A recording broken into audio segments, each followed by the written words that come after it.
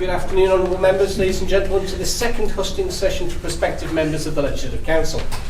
Under Standing Order 8.13, I'm required to organise at least one joint meeting between candidates and members at the earliest opportunity after the close of nominations to ensure that all candidates are known to the House ahead of the election.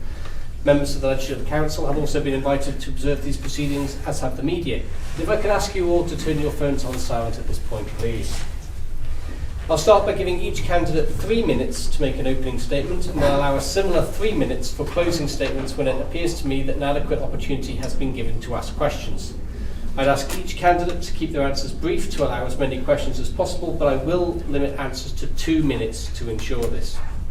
Members are of course free to meet the candidates outside of the hustings, and candidates have taken the opportunity to write to members, which is perfectly acceptable. Once the candidates have given their opening statements, I would appreciate it if honourable members could signify their wish to ask a question by raising their hands, and I will call on them in the order that they catch my eye. The candidates for today's hustings will be taken in the order of nomination, and they are, from my left, Mrs. Kerry Sharpe, Mr. Rob Mercer, Mr. Zahed Miah, Mrs. Danielle and Mrs. Carole Lillywhite. We'll now take opening statements, and we will commence with Mrs. Sharpe. Thank you, Mr. Speaker. Honourable members, I am Kerry Sharpe, and for the past 2 years I have had the pleasure and the privilege of serving alongside you as a member of the Legislative Council. I sit before you today because I want to continue the important work we've already started in helping to improve the quality of life for the people of the Isle of Man. 2 years ago, you gave me the opportunity of what could be termed a 2-year apprenticeship, and I have enjoyed that process.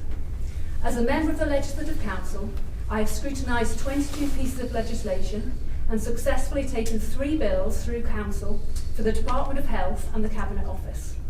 In Tynwald, I've debated a range of subjects and have introduced topics for debate, defending my arguments in what I trust is an informed and respectful manner. As a member of the Department of Health and Social Care and Political Lead for Children and Families, I've developed a solid understanding of government departments and used that knowledge to enhance my scrutiny. I've learnt about policy and procedure, about structure and governance. I've learnt about the legislative process from drafting instructions through to final bill.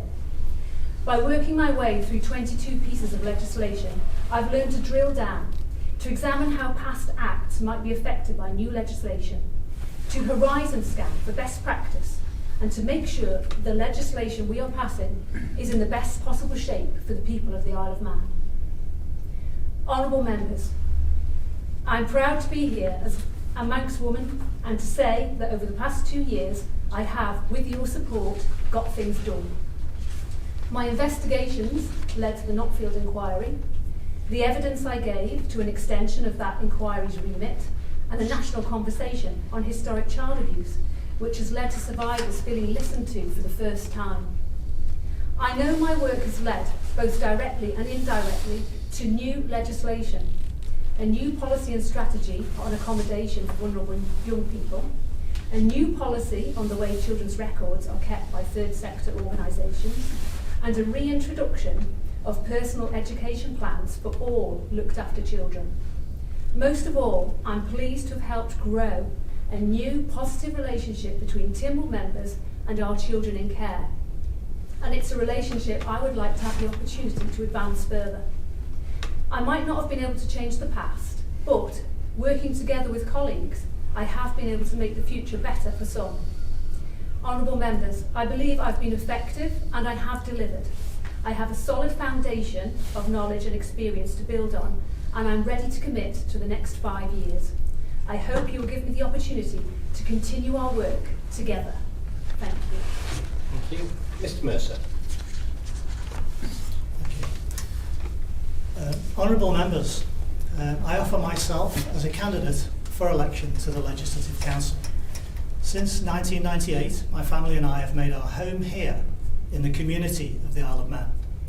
My reasons for standing are to see the island continue to flourish, that my skill set is a complementary match for the role, and that the opportunity to serve has presented itself.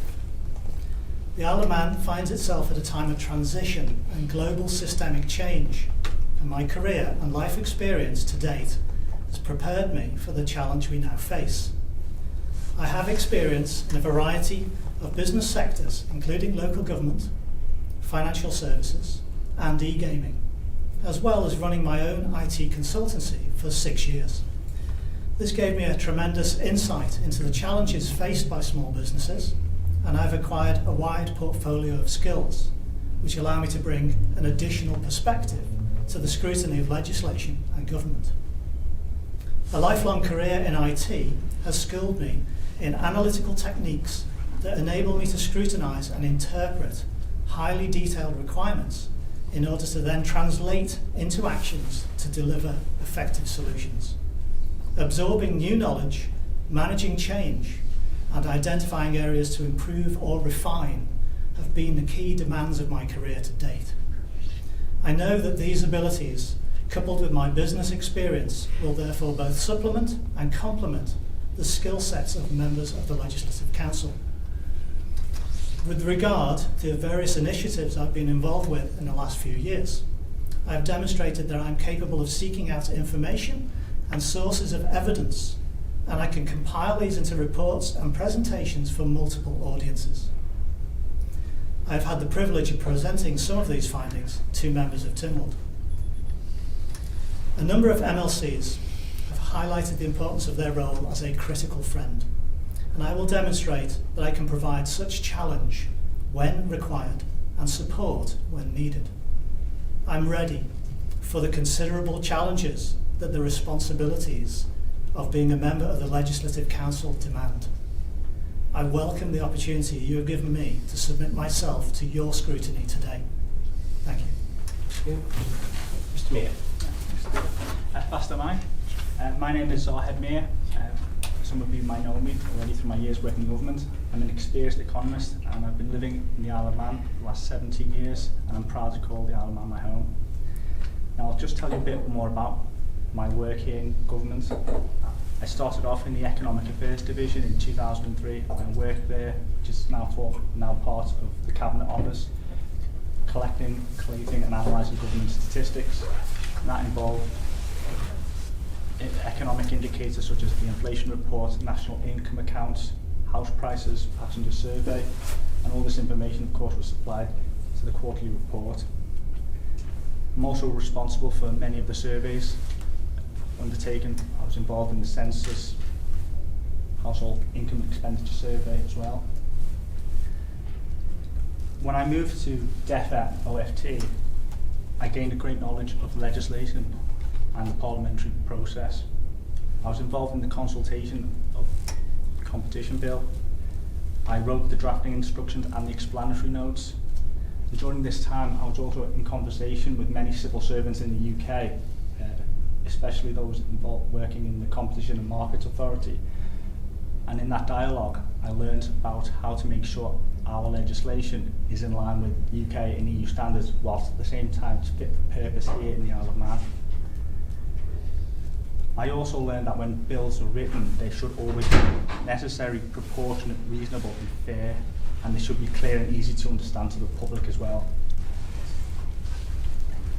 I was involved in the Brexit process, which was extremely demanding, and post-Brexit the devil was always being the detail with regards to, say, a future trade deal. And we will need detailed scrutiny in this area, and with the experience I have in a regulatory capacity, I think I have a lot to offer in this area.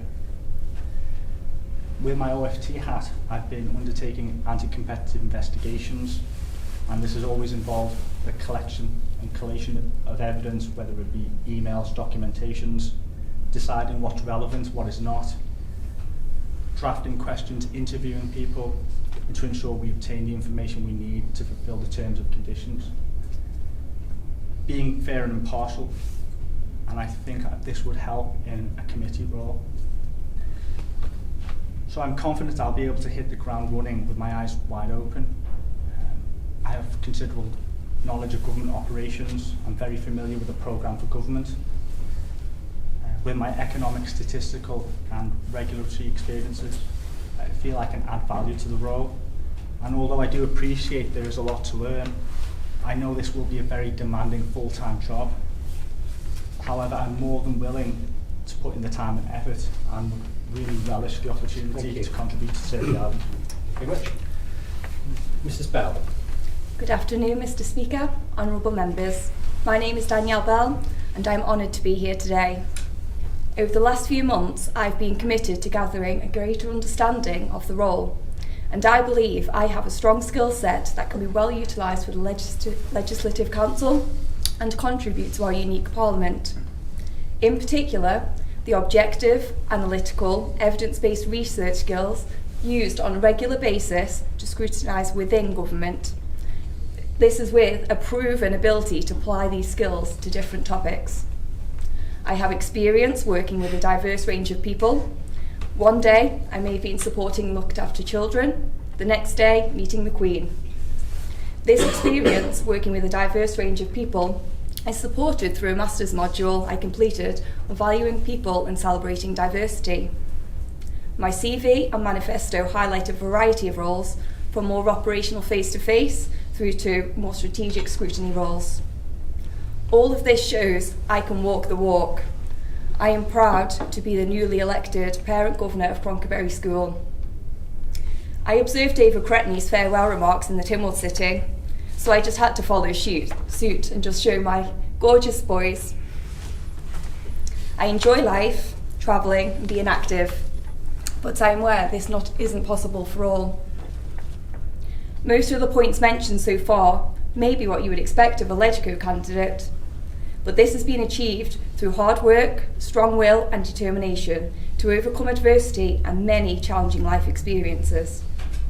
Looking briefly at my deprived background, my parents in unstable employment, the strain on finances, I have lived experience of fuel and food poverty. This environment caused a lot of stress and conflict in the home, and I'm aware of the impact this had on many members of my family. When my parents separated, it was positive to have less conflict in the home. However, we then had poor living conditions due to 3 years waiting on the housing list. On a positive note, I'm aware of the opportunities this island has, especially through our education system. Without this, I would not be here today. I was brought up on the island. I went to Ballaquayle, Moyes Road, Park Road and St Ninians. Little educational expectations as expected. I was the first in my family to do A-levels and go to university. Whilst at university, I survived a near fatal fall. Through suffering significant injuries, including a broken neck, I had to learn how to walk again. This encouraged me to promote healthier lifestyles amongst our community, and when I returned to the island from university, it opened my eyes to public health, where I've been able to explore the evidence of inequalities in our society. Thank you very much.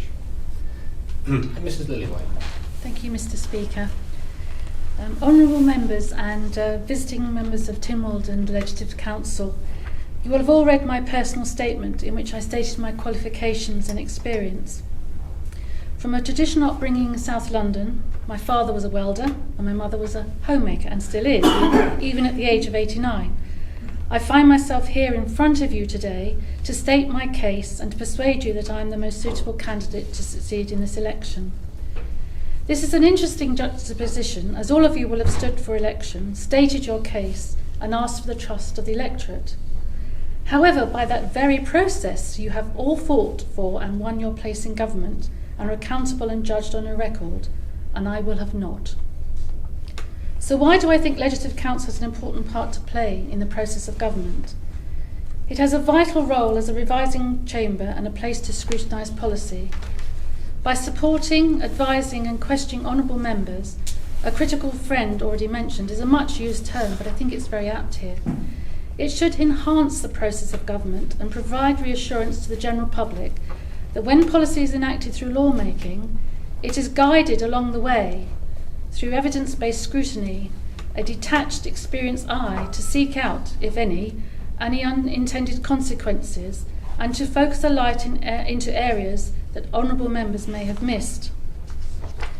People want their government to govern, as illustrated so well by the electorate last year on the other aisle, and it is not my intention to thwart that. It is honourable members' role and responsibility to drive policy, and I feel that within the role of member of Legislative Council, I can add value by informing and supporting honourable members to achieve their goals. I have the depth and breadth of experience and knowledge in such key areas as health, education and local authority provision, and these experiences are influenced both by my role as a frontline staff member as well as a receiver of the same services within the UK and the Isle of Man. My commitment to the Isle of Man, and specifically to Kirkmichael, is well documented. Along with my husband Pete, we have invested in our local area to produce an award-winning home of architectural merit and a nature reserve to eventually include disability access. We are currently constructing a visitor centre to promote sustainable living and inform visitors about sustainable energy. This project has enabled us to give the Isle of Man such positive exposure in all types of media: English and Isle of Man national TV and newspapers, English national magazines and hardback non-fiction books. And that contributes immensely to the ability of the island to attract tourist interest and visitors. I have found that our experiences with the planning department and building control have been fruitful and informative, but in other areas we have been frustrated. As a consumer, a very clumsy word in this context, I Sorry, suppose. thank you. I have to Oh, sorry. cut you off there. Thank you. Okay, we now turn to questions, and I will be, as previously, alternating who will be the first person to answer questions.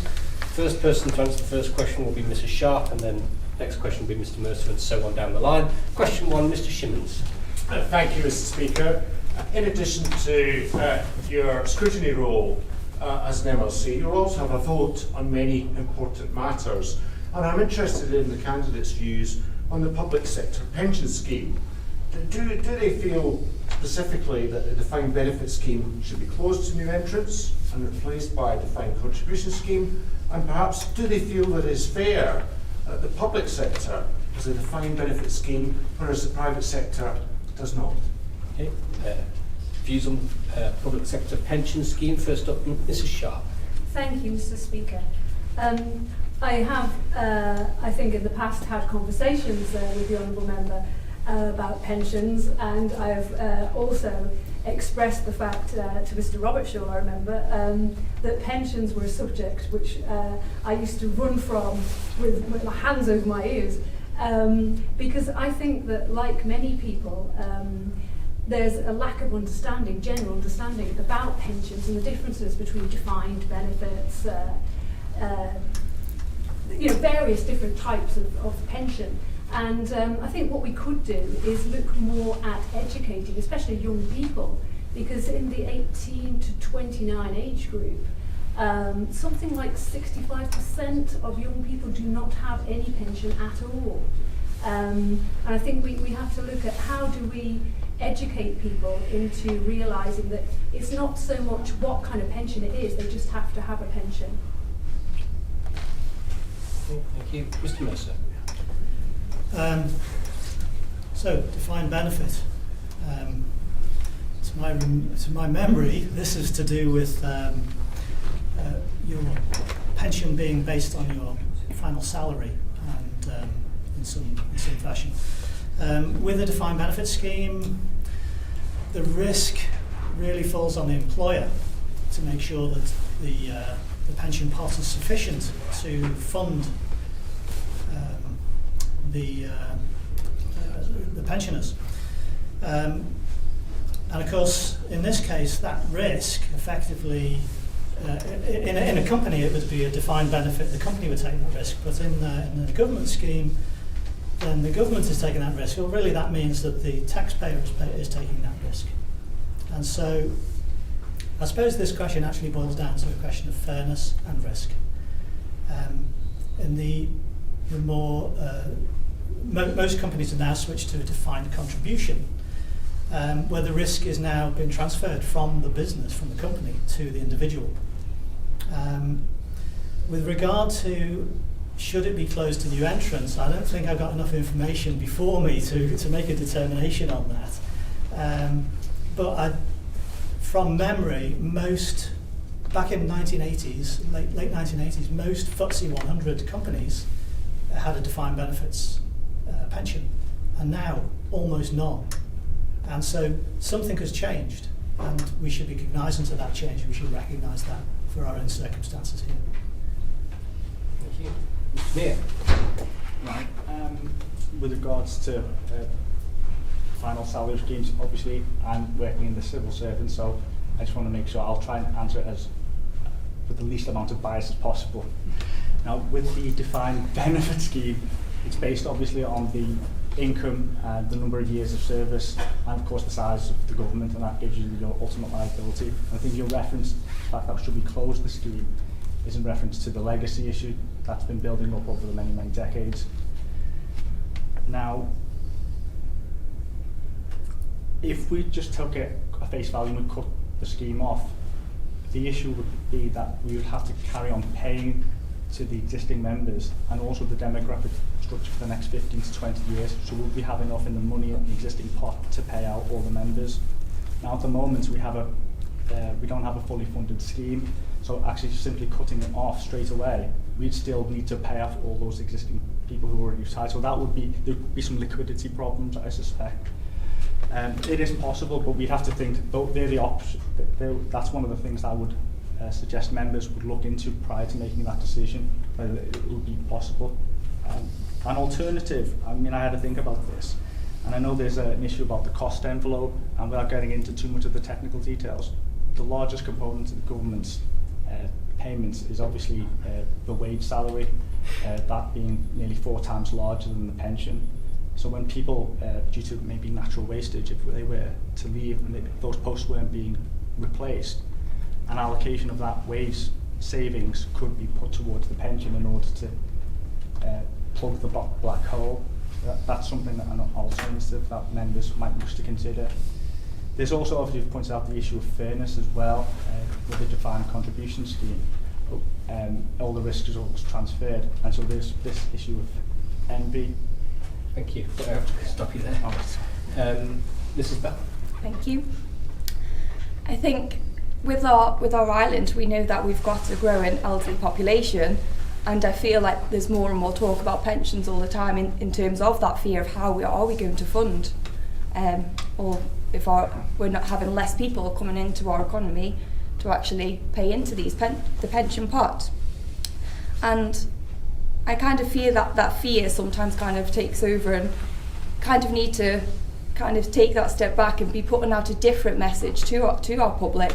And actually, you know, if we're wanting to grow our economy to kind of support these pensions, then we should be kind of tying that in with the education. So actually people are kind of becoming more educated about pensions, whether that is a public sector pension or a private pension. It's whether there's that fairness of whether they're getting the right level of pension, but there are systems in place where they can go in terms of the industrial, I can't think of the name off the top of my head, apologies, but if they need support and whether they think it is fair, then there is places for them to go. And I think a lot of pension is whether you feel valued in the job that you're doing. So you have that choice of the job that you choose to do, whether it's in the private sector, public sector. So if you're choosing to go into the private sector, then actually are you going to be receiving a pension that you feel valued for the work that you're doing?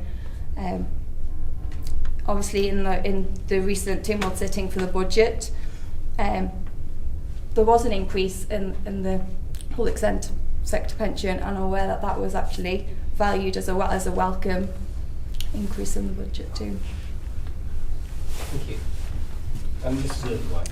Lillywhite. From my point of view, we have to be fiscally secure. We have to live within our means. We have to be able to fund these schemes.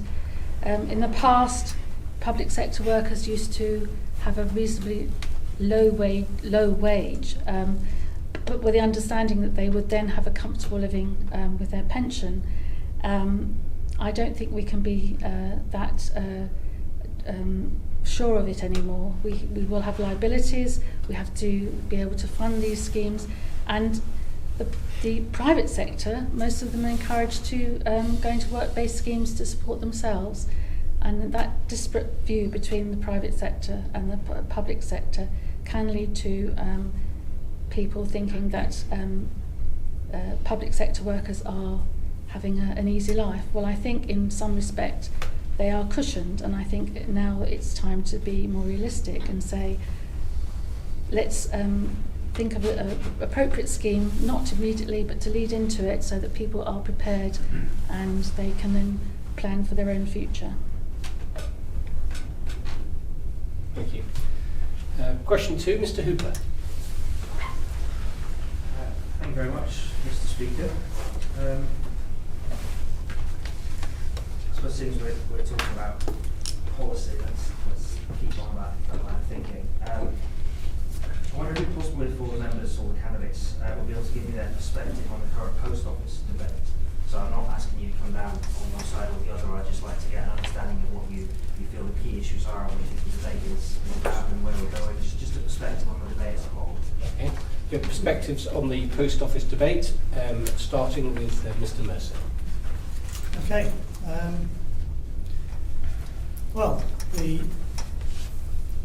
it comes down to efficiency and effectiveness, I think. I mean, if we're looking at closing of post offices, then from a business point of view, you'd be looking at maybe branches that aren't well used. You'd look at it from an efficiency point of view. We can save some money if we close post office X, Y, Z.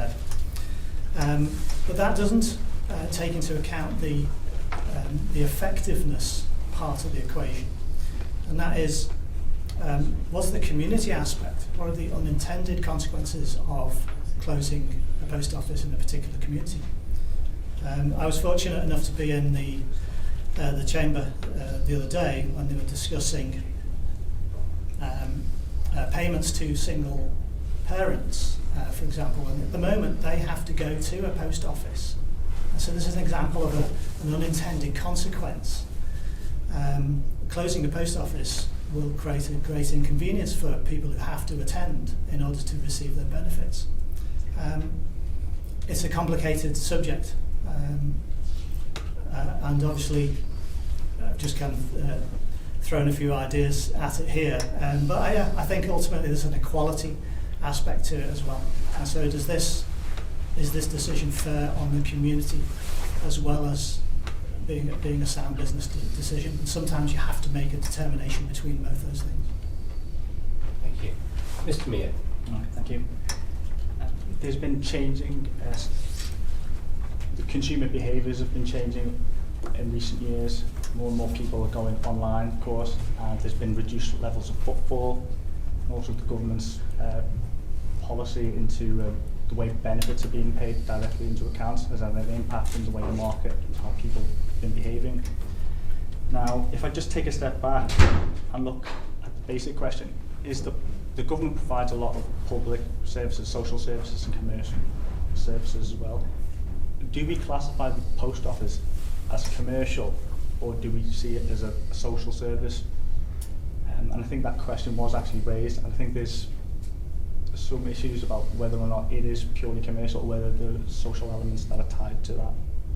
And that, of course, has an impact on how we look at how we view things. If we're looking at a purely commercial sense, leaving it at arm's length, not getting involved in the day-to-day, we're probably looking purely more at profit and loss, and some of the smaller post offices may well struggle. But if we are attaching a social element to it, we have to point out that they do provide help and services and helpful for the community, people, those who are elderly especially, who may not be so the use of the internet services, for example, they like to go into those post offices and they see it as a social services.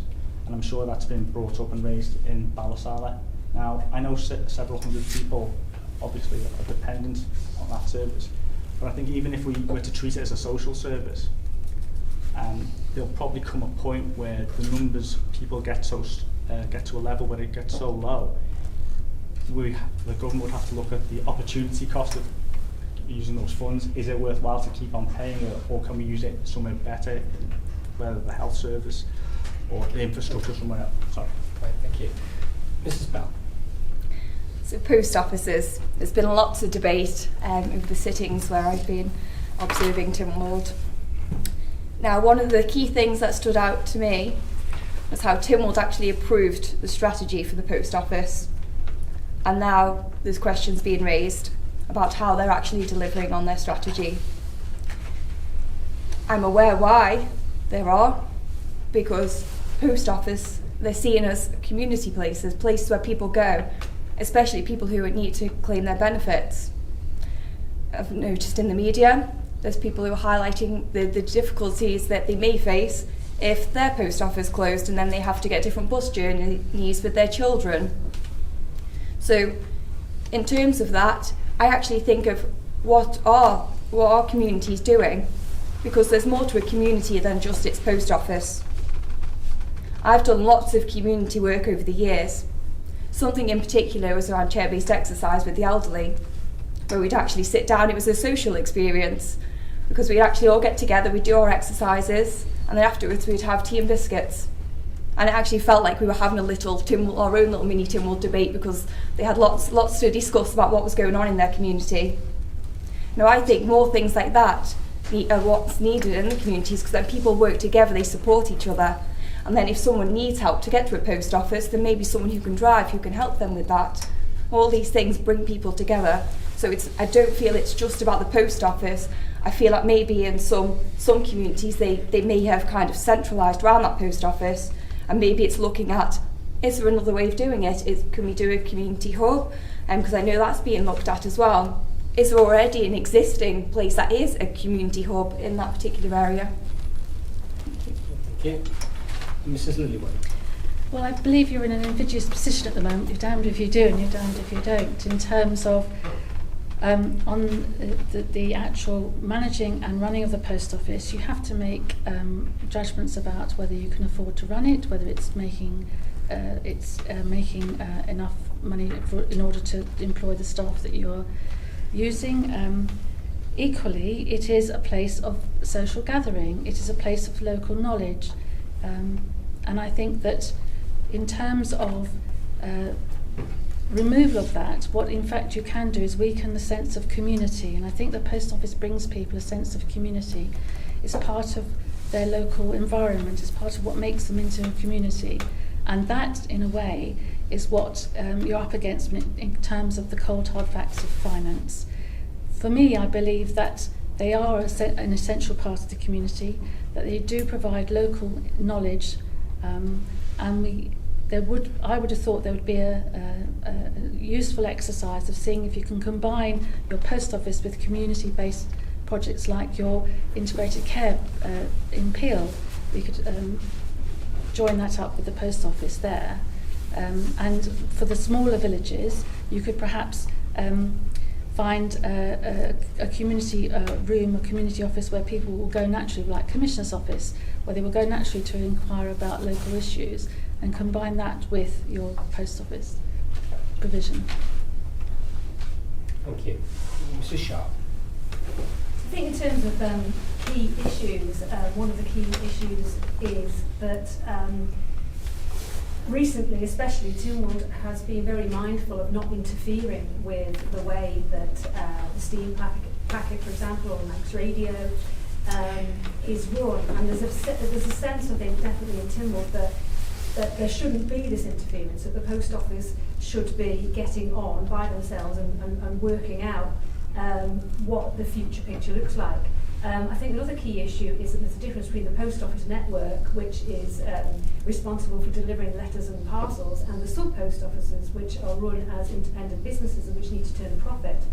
Another key issue is that Tynwald voted really in favour of the post office having a social responsibility as well as making a profit. And sub-post offices do fulfil a social responsibility by providing benefits, etc., for people who don't have any bank accounts. But on the other hand, another key issue is that with an increasing digital society, we've got less footfall in the sub-post offices. So there's several issues there. I think basically it's like we've got the pipes, which are the postal network, but what's flowing through the pipes is drying up because the letters and parcels aren't flowing through anymore. So what do we do? I remember when Cormac Russell came here to talk to members about ABCD, asset-based community projects, and he said, one of the things he said was, don't lose your post office network because it's so valuable as a network. I mean, in terms of where we're going, I think it's possible if we carry on as we are doing, there could be a closure of a lot of sub-post offices. But that's really due to lack of footfall. And of course, commissioners' offices could be used instead. What I would like to see is the board come forward with costed alternatives. That network could be possibly used to deliver. Sorry. On that cliffhanger, I can see Ms Edge is keen to reply to the debate, but instead we'll move on to question 3. Mr. Robert Shaw. Thank you, Mr. Speaker. Good afternoon, everybody. So why did you choose to stand for Legislature rather than take courage in both hands and stand for the keys? First up on this one is Mr. Miah. All right, cool. Okay, thank you, Mr. Speaker. Yeah, okay. Why MLC and why not NHK? Well, I've been supposed to be speaking to some of my colleagues and friends working in government and outside for probably a few years, and they always pointed out, why don't you stand? And I always thought, well, I'm not Manx, for example, and I'm not sure I'd be suitable. I always found reasons not to put my name down. But when I started looking at it more and more last summer, I went through the job description, I met with the Speaker, the President, various existing MLCs, and went through the job description, what the day-to-day activities involved. I went through my own skill set with regards to my background being in economics and statistics, research, scrutinising data, scrutinising legislation, undertaking investigation. And when I discussed it with those individuals, they seem to think, well, it does seem to be more akin to what an MLC rather than an MHK. So that's more to do with the fact that I would think of myself as a better fit for MLC. Now that doesn't mean I might rule out running for an MHK role in the future, but for the time being, since I made the decision last summer, this was the nearest post, so that's why I put my name forward. I thought I very much feel I can make a difference. I've been working in the government for 17 years. I really value working for the government, and I just think I can add value combining all the different roles that I've done this in a wider setting. Mrs. Bell. I believe my skill set is well matched for the particular scrutiny role of the Legislative Council. And the role that I'm currently doing within government is scrutinising from within government. So because I'm already kind of doing that role, it just feels like it just transfers over to this role. And I feel in terms of my political stance just being more central, and I'm not politically driven. I'm aware of the plot that politics plays in our society, but I'm more about actually what we can then do about that and the inequalities that are in our society. And I feel like the skills that I have are just so much better suited to that Legislative Council role and it's why I've not even ever looked into going into the MHK role. In terms of the actual representatives in my area, unfortunately they're not here at the moment. I really respect the work that they're already doing and wouldn't see any reason why I would feel I would be able to contribute any more than they can and to stand in that respect. Thank you. Mrs. Lillywhite. Why MLC? Because I feel it's better suited to my temperament. The cut and thrust of the House of Keys, as I've witnessed, I feel that I'm more able to take a step back and consider things more closely. And while working with the Michael Commissioners in developing the community and the relationship with my local MHKs, I felt that was more suited to what I feel I could best achieve and use my skills set more so than if I was to put myself forward as an MHK. Thank you. Mrs. Sharpe. Thank you, Mr. Speaker. I think there's very different roles between MHK and MLC, and there's no doubt that being an MHK, you're much more in the front line, you're much more in front of the camera, so to speak. And my background was as a TV director. I'm very much a behind the camera kind of person. And so my skills lie in observing and researching, in giving attention to detail. I think when you look at the skills that an MLC has to have, an MLC should be a critical friend. And I think that I have proven over the last 2 years that I can be a critical friend. I have very good working relationships with my colleagues and with members of the civil service alike. And yet, at the same time, I have been able to challenge and to question and to bring about change without upsetting people, which I think is is quite important, really. I think that also my skills lie in preserving that sense of stability, which is so important to LegCo, with being able to be a few steps back, which is another quality that you have if you're working in the media. You can step back and you can look at the broader picture, and I think that that's also very useful.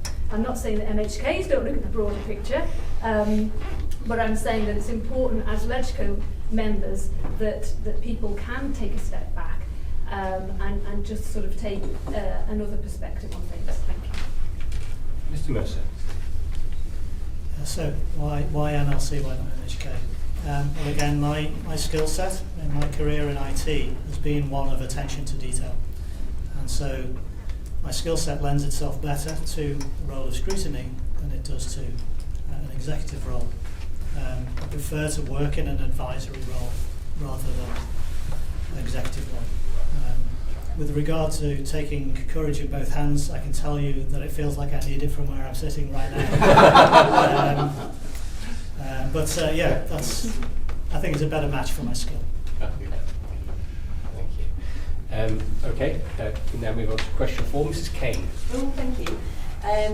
Thank you everybody for coming today. I'd just like to know your views on, do we need a legislative council at all for a population the size of the Isle of Man and for our system of parliament? And if we continue having a legislative council, should it be publicly elected? So, do we need a legislative council, and if so, should it be publicly elected? First on this one, Mrs. Bell. Yes, I do believe we need a legislative council, and the main point being for those checks and balances. Publicly elected, I feel that there's been lots of discussion around being publicly elected and whether we're democratic if we don't let the public vote for us candidates here today. But there's lots of different arguments why we wouldn't go for that option. One being about the difference between MHKs and the MLC role.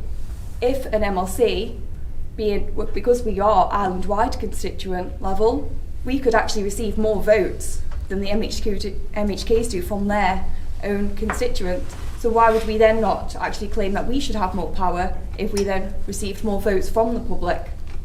So there's that kind of element of power there where we need to make sure that we don't ever get in a situation where there is that conflict of power, because I do see the MLC role as being the revising chamber, and that it is down to the MHKs, but you guys you're publicly elected, and that's why when it comes down to legislation that you get the primacy there.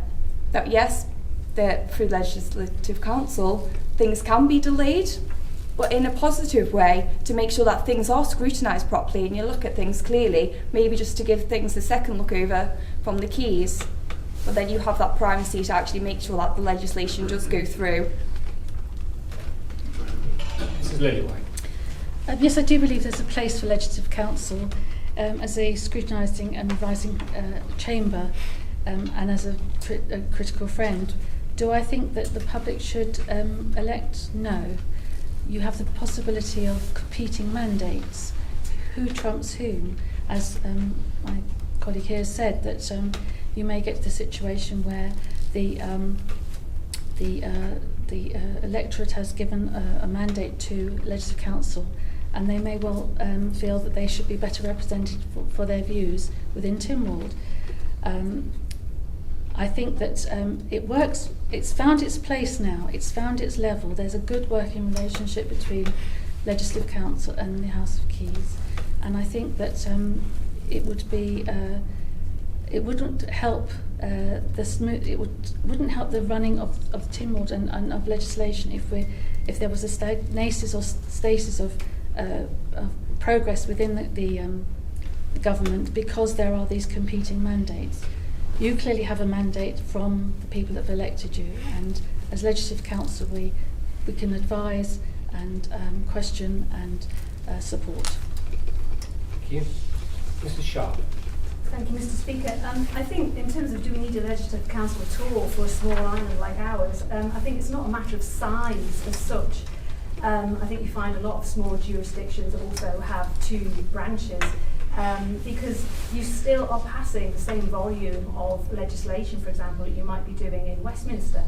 You still need that second pair of eyes. You still need also the ability, which you get from LegCo, to press the pause button occasionally. And I don't think that that should be overused, but I think that we've seen over the last 2 years a couple of examples where LegCo has pressed the pause button. For example, with Mrs. Kane's climate emergency debate motion, due to coming back for a combined vote, Tim would have another month to reconsider things, and I think that every member came back feeling a lot more comfortable with the conclusion that we'd all come to. I think publicly elected, at the moment, the House of Keys can overpower LegCo. At the end of the day, if they don't like LegCo's amendments, for example, to legislation, they can still pass legislation as it left the House of Keys. And I think that this is, and that also they can defeat LegCo actually on a combined vote, and that's how it should be, because the House of Keys are the elected representatives of the people of the Isle of Man. You also have the problem with if LegCo members ended up with more votes, more public votes than House of Keys members, you upset that kind of delicate balance that you've got at the moment. And I think as a LegCo team, what House of Keys members needs are diverse membership, and only the House of Keys can know what kind of gaps they've got in Legislative Council and what kind of people they need sitting there. Thank you. Mr. Mercer. So, do we need a Legislative Council? Well, yes.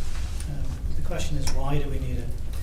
The scrutiny of the executive is an important part, but what's the purpose of it? The purpose of scrutiny is to provide effective governance and improve public services. It provides a necessary check and balance to the executive. As Kerry has mentioned, it's possible for votes to change, result in an improved version of the bill coming back before Timwood. I think there's also a transparency question to do with the public voting side. And I'd look at this two ways. I mean, firstly, it was debated, I think, in 2017 after Liz Vane's report, and the question of people being the public electing MLCs, and that did not carry in Timwood. They decided to keep that particular electoral college as it is at the moment, and perhaps it will come back before Timwood again at some point in the future. But I think partly it's a question of transparency. Before, we also had a secret ballot, and that has gone. It is now being replaced with an open vote. MHKs can now be asked to justify why they voted for a particular candidate. So the transparency is better than it was. Finally, is the Legislative Council too small or too big, or Timwood itself? We're running a country. In comparison with a county is probably not a valid comparison. Thank you very much. Mr. Miah. Yes. Do we need Legislative Council for the Isle of Man? My answer is short, straight, simple. Yes, we do. Now, even though the Isle of Man might be, in terms of population size, similar to that of a small town, we still go through the same amount of legislation. Government, the Legislative Council will be dealing with taxation issues, immigration, trade, and external relations. We have a lot more to deal with than, say, a local town. Now, it's also important that the Isle of Man, or the MLCs, are also performing a specific role in the sense that they are scrutinising it and they are a revising chamber. I think that's necessary. Now, whether or not they should be directly elected, there are 8 MLCs and there are 24 MHKs, there are 12 constituents. So if MLCs were to be directly elected, they would, simple maths, they would be worth 3 times that of an MHK, and they'd have an all-island mandate as well, and then there would potentially be more friction between the two chambers. At the moment, the MHKs vote for the MLCs. You yourselves know the role of the MLC, what the responsibilities are, what skill sets they're required, whether they're doing an effective job. And I think that should remain as it is for the time being. If there's something else, an alternative that's more efficient and better for the public, then I'm agreeable to having it changed. But for the moment, this system is probably better. Thank you very much. Turn to question 5, Mr. Hooper. Thank you, Mr. Speaker. So everyone has kind of touched on this already, phrases like scrutiny and critical friend. Really, that doesn't mean anything. Those words, they are in essence meaningless. So really what I'd like to know is what those phrases mean to you as individuals. What does the concept of scrutiny really mean? What is its core purpose, core objectives, and what does it entail? Okay, what does scrutiny mean in practice to you? We'll start this one with Mrs. Lillywhite. Well, to ensure that the legislation that's being passed is fit for purpose, to inform MHKs through external experts and testimonies, so that you will then have as much information about the policy that you want to pass as law. In terms of a critical friend, it's someone who pushes you slightly and says, well, have you thought about why you're doing this? Is what you're trying to achieve actually achieves the intended, what you intended? Do you feel that all aspects of what you're looking at has been looked at thoroughly and you've got a fair spread of views and opinions? Can we improve on it? Does it, or should we give ourselves a chance to pass what we can, and then with a view of saying, well, look, this is what we can achieve. It's an achievable goal. Let's push for that, and then take a step back and say, what can we do in the future? It's really just so that you have every tool at your hand to say, I have got as much information as I feel I need in order to put this policy through to law. Thank you. Mrs. Sharpe. Thank you, Mr. Speaker. I think when it comes to scrutiny, in terms of legislation, what you're doing is you're looking at the surface, first of all. You're looking at proofreading in a sense. You're looking for meaning. Is it doing what it's supposed to do?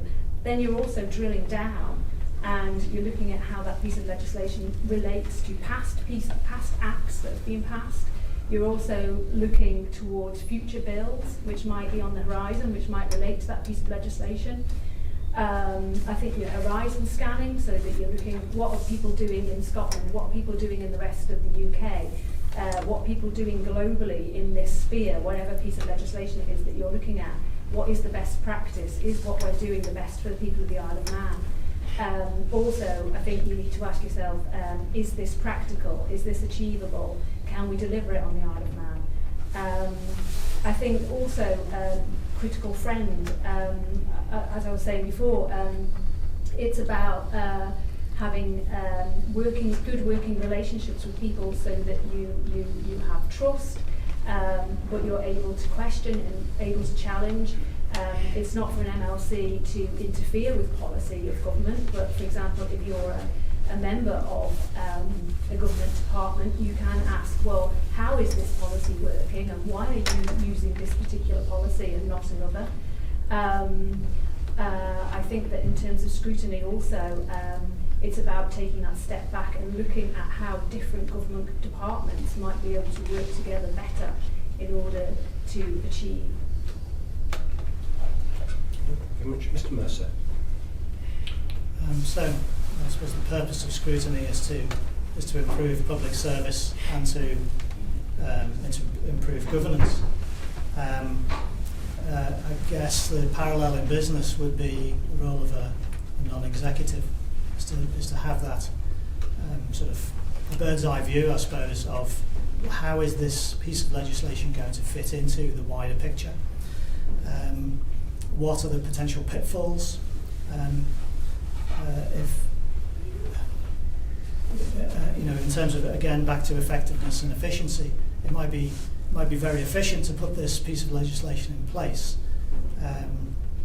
but is it effective when looked at through a different lens, from a different area of society?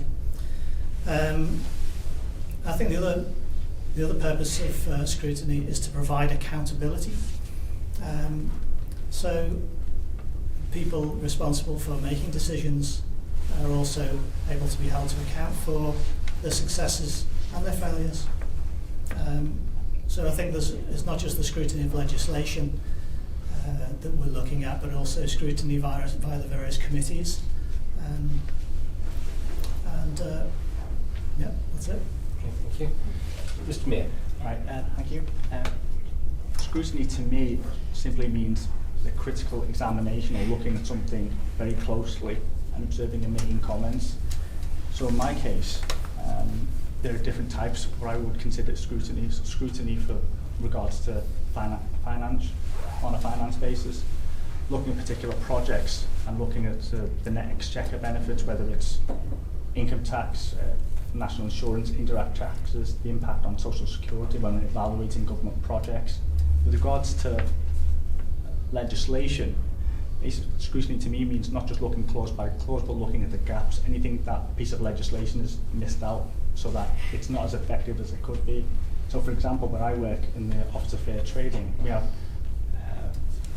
part 2 of the Fair Trading Act, which covers anti-competitive practices. Now when I was reading through that, all the different clauses, I got to the end of that piece of legislation, I looked at it and I thought, it talks about anti-competitive practice abusing a dominant position, but where are the if companies were to breach any of this, where are the penalties for this?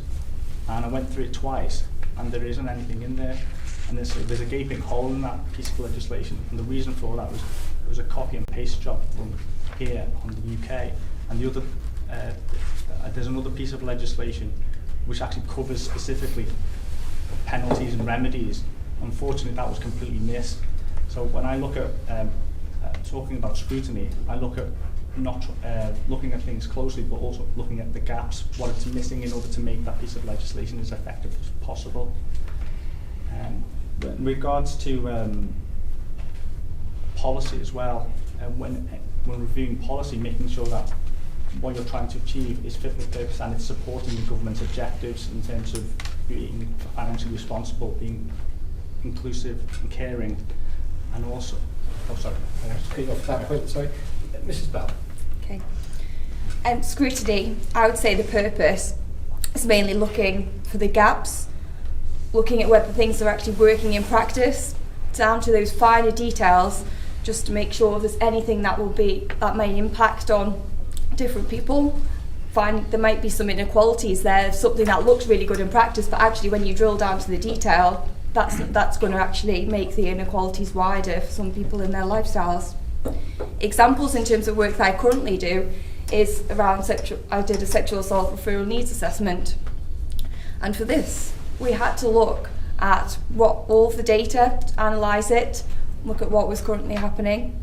And then you look at the benchmarking with quality standards to see actually what are we currently doing here? Are we doing things that match up against what we could be, where we could be doing things better, down to the evidence base of actually what does work in practice.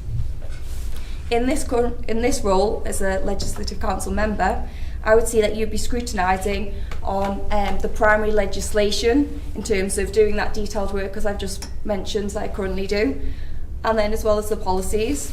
And then it's not just about actually scrutinising documents down to the detail that's written down. When I've been observing the Tynwald debates, I feel like you're actually scrutinising whilst in debate. Because when there's secondary legislation or when amendments get brought in for different things, you're actually listening to each other and then picking up on things, and then someone else comes in from a different angle. So I actually believe that that's part of scrutiny as well. There are the key policy review committees. Sorry, was that time? I'm sorry. So obviously there's the key policy review committees as well, and I believe that through those, it's kind of there in the title that you are there to scrutinise the particular departments of whichever committee that you would be sitting on. Okay, thank you. Next question is in the hands of Mr. Robertshaw. Thank you, Mr. Speaker. we've fairly exhaustively examined the role that the candidates seek with regard to Legco membership, but just want to explore the membership as a full-blown member of Tynwald, where regularly you sit in Tynwald, engage in a whole range of debates and have a full-blown vote. If you look at Keys members, it doesn't take long before you begin to appreciate and understand what an individual MHK feels passionate about. We develop our political characteristics. What do you think, as a member, I would imagine you to be identified with after a couple of years sitting as a member of Tynwald? What are the things you feel passionate about? And if you can avoid the apple pie, motherhood apple pie stuff like climate change and good education, what is it at a personal level that drives you, that we would recognise you as being an advocate of? So what fires you, what do you feel passionate about, and would you bring that to Tynwald, starting this time with Mrs. Sharpe? Right. Well, I suppose there were two things that I've spoke very passionately about, I believe, over the past 2 years in Tynwald. One is the experience of looked after children. And you know that in the past I worked on a book about the 150-year history of looked after children, which I did for 4 years with no pay, because I absolutely believed the stories that I was putting into the book, the experiences of others should go in there, and this book should be published. And that led me on to standing in the last election to join the Legislative Council. So I have spoken about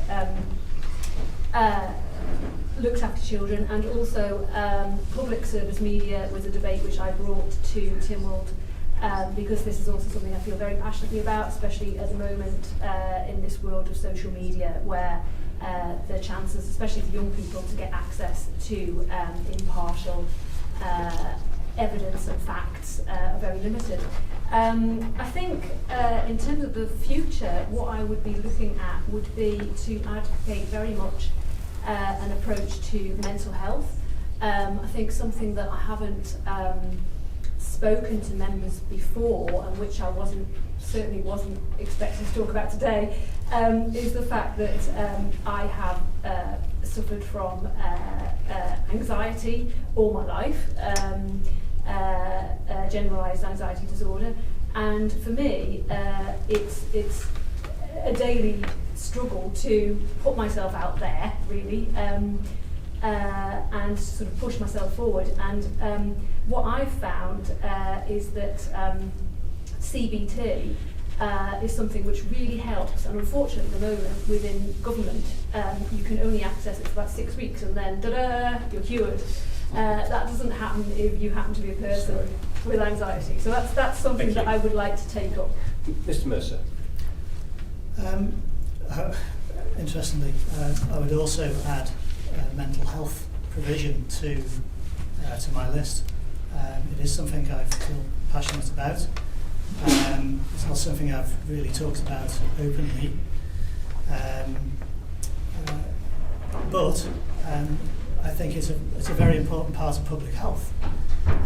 You see a lot of the interactions of the state with people with challenging behaviours. It's not necessarily down to the fact it's a criminal behaviour, but the fact that there are people within the community who do have mental health issues. So I think I would like to make a difference on that side of things, and particularly with reference to the budget that's just gone through. There wasn't a huge amount of provision made for mental health services, despite the great successes that the police have had with the attachment with the mental health workers on their as part of their patrols. Thank you. Mr. Miah. I'm going to answer in regards to something I feel passionately about as well. Working in government is the scope and structure of government and the whole issue of a single legal entity. I've been involved in many meetings over the years, not so much recently with regards to, we'd sit in a meeting and we'd explain the situation, and the response from someone else would be, oh well, that's not in our remit, or your problem's got nothing to do with us. It's changing that kind of culture so we become more unified and we all start working more effectively together to serve the public, because I think that's one of the biggest breaks. I think working in government, we are ultimately, everyone here is here to serve the public, and sometimes I get the impression that doesn't always translate out. So that's really one of the things working in government that has always frustrated me. I'm sure you have other frustrations as well yourself, but that's one of the things I feel quite passionate about. There are others, of course, as well, and we can talk about reductions in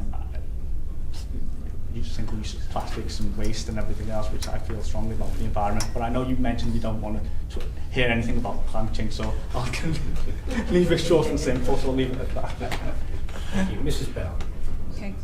I thank you for this question, because this is the reason why I'm actually here today. You may have noticed from the introduction, for those of you who are here, that I slightly became a little bit emotional when I started talking about my deprived background. And I believe that's mainly because it's actually being recorded today, but it's the reason that I actually want to be here. In terms of my disadvantaged background, I want to be there and support people who have been through adverse childhood experiences, who've lived in poverty, or are currently living in poverty as well, and currently experiencing adverse childhood experiences. Inequalities in society are massive. I hear on the floor and observing Tynwald, everyone's mentioning, let's bring people along, let's not leave people behind. The inequalities are here and there and everywhere. This is something that I truly would want to champion, and it would be something that, it's something I do in my current role anyway, because I believe in that down to the bottom line. Other elements of that things have happened. Suicide is something else. I've hit rock bottom a couple of times. Fortunately, I'm here today. Some people are less fortunate. Okay, social isolation and people feeling connected in society, being a part of different things. That's something that's really, really valuable, and something we need to bring into discussions about post office, or in the wider remit when it's talking about communities. How people actually feel. Do they have people to talk to or not? Someone just to reach out to. In a recent blog by Mr. Callister, he pays respect to Mr. Malarkey and Mr. Cretney, who will be missed for their skills working with the vulnerable. And I feel like I can make a valuable contribution and bring a unique perspective through my lived experience. Thank you. Mrs. Lillywhite. Thank you, Mr. Speaker.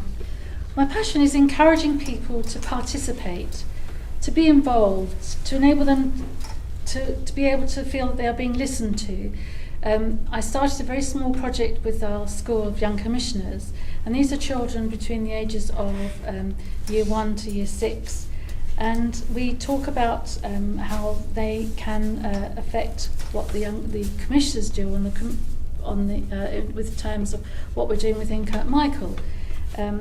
I also want to encourage young people to see investing their time in public service or voluntary service has a value, and that we should encourage them to do that.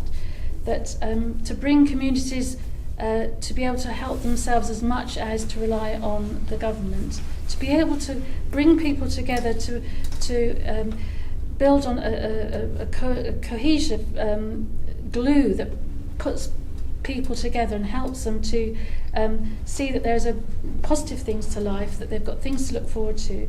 And I think you involve the young people, you can bring that up through the various years as they if the young commissioners have all said that they found the project very interesting and very rewarding. Thank you. Next question is in the hands of Ms. Edge. Thank you, Mr. Speaker. I'd like to ask everybody here whether they would serve on a department and what they think they could contribute to a department. And my second question would be... We do what? Just wanted to... Okay, it might be better that way. There's only 2 minutes to answer, so let's just try and keep it fair. That was my question as well, Mr. Speaker, so you can strike me. I'm sure you'll find another one by the time I get to you, Mr. Perkins. Strike the man. We start this one with Mr. Mercer. What would you serve on a department and what could you contribute? I've thought about this long and hard, really, and Actually, I've come down on the side of saying I would not serve on a department. Partly because of the Liz Vane report and it's difficult to understand how you can scrutinise something that you're part of. And so I think I would definitely at this point say that I would stay outside of the departmental role. That of course wouldn't mean that I would make myself available for other valuable scrutiny work as well, such as the committees and things like that.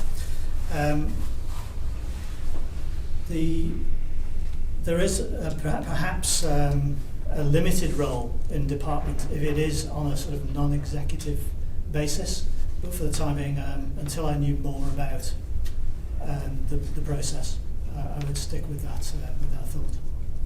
Thank you. Mr. Miah. Thank you. The simple answer is yes, I would serve on a department if I was asked. I know the primary function of an MLC is to provide scrutiny and oversight. Despite that, I think it is still possible to refine, help and review policy and legislation within the department. Working in government for many years, that's told me that is possible.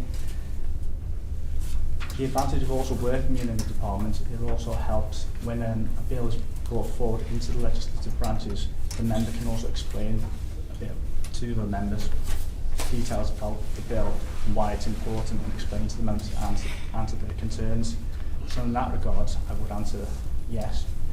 Now, with regards to myself, I would obviously serve on a department, but I'd only do so if I knew I could genuinely add value to that role. So in my case, I have a background in economics and statistics, so naturally the areas that would come more suitable to myself would be possibly Treasury, DFE, or in a regulatory capacity, OFT stroke DEFA. So, yeah. Thank you. Mrs. Bell.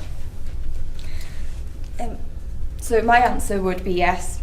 I'm here to do the job as it's advertised now. I'm aware there are concerns, and I've spoke to lots of different members and looked at different viewpoints of whether you'd actually sit within a department or not. But ultimately, if a minister came to ask me whether I would be in a department, then I believe he must see a skill in me that's going to help within his department, because why else would he ask? So in terms of serving in a department, it would be a yes, but I am aware that there could be conflicts. I don't believe that they would be conflicts where, because there's lots of talk that if you're within a department, then how do you actually scrutinise it? I currently work within department. I currently work within government. I'm scrutinising within government at the moment, and that's why we're trying to push through with needs assessments and strategy documents to updating policies, because actually ultimately we're all trying to achieve the best. And being a relatively small parliament, we need to make use of skills. So if someone the minister actually felt that I had skills for a department, then I would serve. But as I mentioned, I do have that experience working within government, so I am aware of all of the way government operates. So if I was never asked to be in a member of a department, then I feel like I still have a strong skill set where I understand the runnings of government, and I can still give a valuable input to that. But if Miss Sharpe or Mr. Henderson were unsuccessful in this election, that leaves one MLC in a department. So there's a number of departments that are going to be then short of members, and then it may mean that people are needed. So ministers will need to look at actually which areas do I need to delegate some tasks to. Thank you. Mrs. Lillywhite. The answer to the question, Mr. Speaker, is yes, I would like to serve in a department. I'd like a little time to find my feet, if that's possible, and then I feel I've got a depth of experience that I can add value to a department.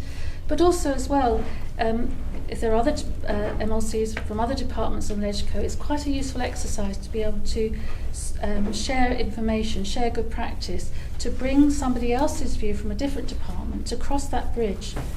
to create that bridge as opposed to crossing, create a bridge between departments so that you can have a collective view about overarching legislation that might involve several departments. And that could be useful in terms of there is a certain element of perception of silos within departments, and I think if you've got someone who is in that department that can share that experience on a different chamber, I think that will be a very useful way of sharing good practice, to bring to light other departments your own concerns and your own department's concerns to other departments. Mrs. Sharpe. Thank you, Mr. Speaker. I have for the last 2 years been a member of the Department of Health and Social Care and Political Leave for Children and Families. In terms of what I have contributed, when I first came in, I knew through past research that there were two main areas in children and families that I knew needed sorting out, where there were gaps. One was accommodation of care leavers, and one was education achievement of children who were in care. So, tackling the first problem, I investigated why we didn't have a working policy for accommodation of care leavers, and facilitated a group of professionals with representatives from the DOI, DHSC and third sector to start writing a new policy and strategy on accommodation for care leavers. And then this later fed into the work that I did on Mr. Baker's select committee on the same subject. In the same way, I also questioned and challenged over educational achievements, and this prompted children and families to work with DESC to reinstate personal education plans for children who are in care, and they also at the same time came up with the concept of a virtual head teacher who will work for every single child who is in care in the Isle of Man. I was recently asked to chair a task and finish group within DHSC to redesign the way that DHSC communicates with patients and the public, and that's something that if I am re-elected I'm very much looking forward to doing, because I know that with my background in communication skills I'll be able to make a very good job of it. I did the same for Year of Our Island when I was on the political board there.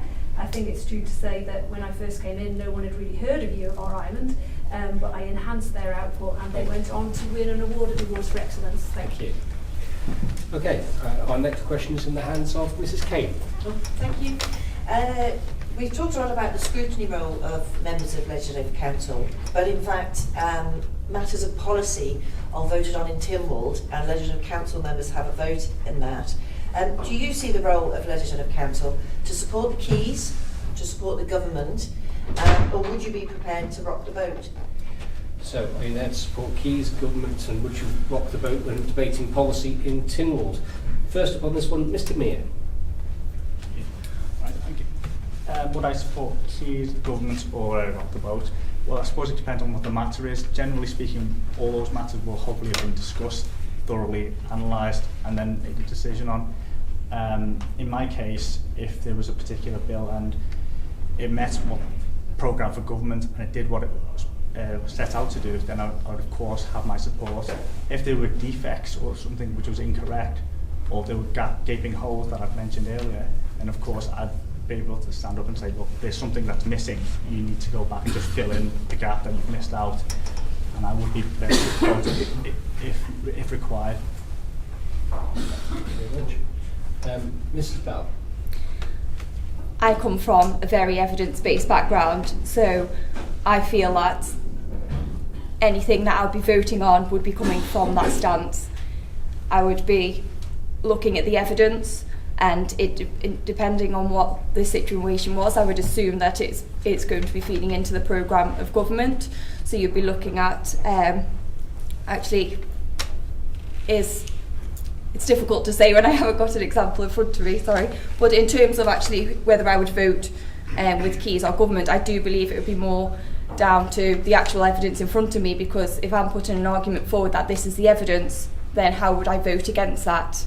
I think I would just have to go with that evidence that was there. And I'm aware that there's some situations where you have to actually vote on what's based in front of you, so I wouldn't be able to go away and do as detailed research that I would maybe like. But as through observing Tynwald, I noticed that when things, if it's a simple matter, maybe there's not so much debate, but on the things that really matter, the bigger things that are going to impact on people, where you need to look at the final details, you're debating these in Tynwald, and I find that level of scrutiny is actually, in terms of the evidence base, it's all the different viewpoints, and because I find that it's well represented amongst the Keys members, as well as the Legislative Council members who contribute, and the Bishop and the Attorney General, all of those viewpoints together, I believe, would provide enough evidence to make that the right choice. Thank you. Mrs. Lillywhite. Thank you, Mr. Speaker. I'd support the electorate. I would, and through that, support the MHKs. You have got your mandates, and you've been elected on your mandate. So I believe that unless it's a very strong personal matter of principle, then I wouldn't necessarily rock the boat.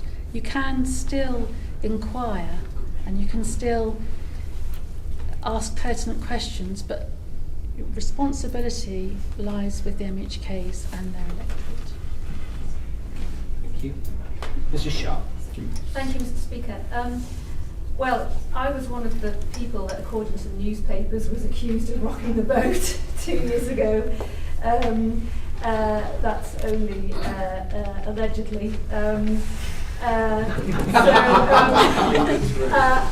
have to say that, personally speaking, when it comes down to deciding which way to vote in Tynwald, I take an objective view.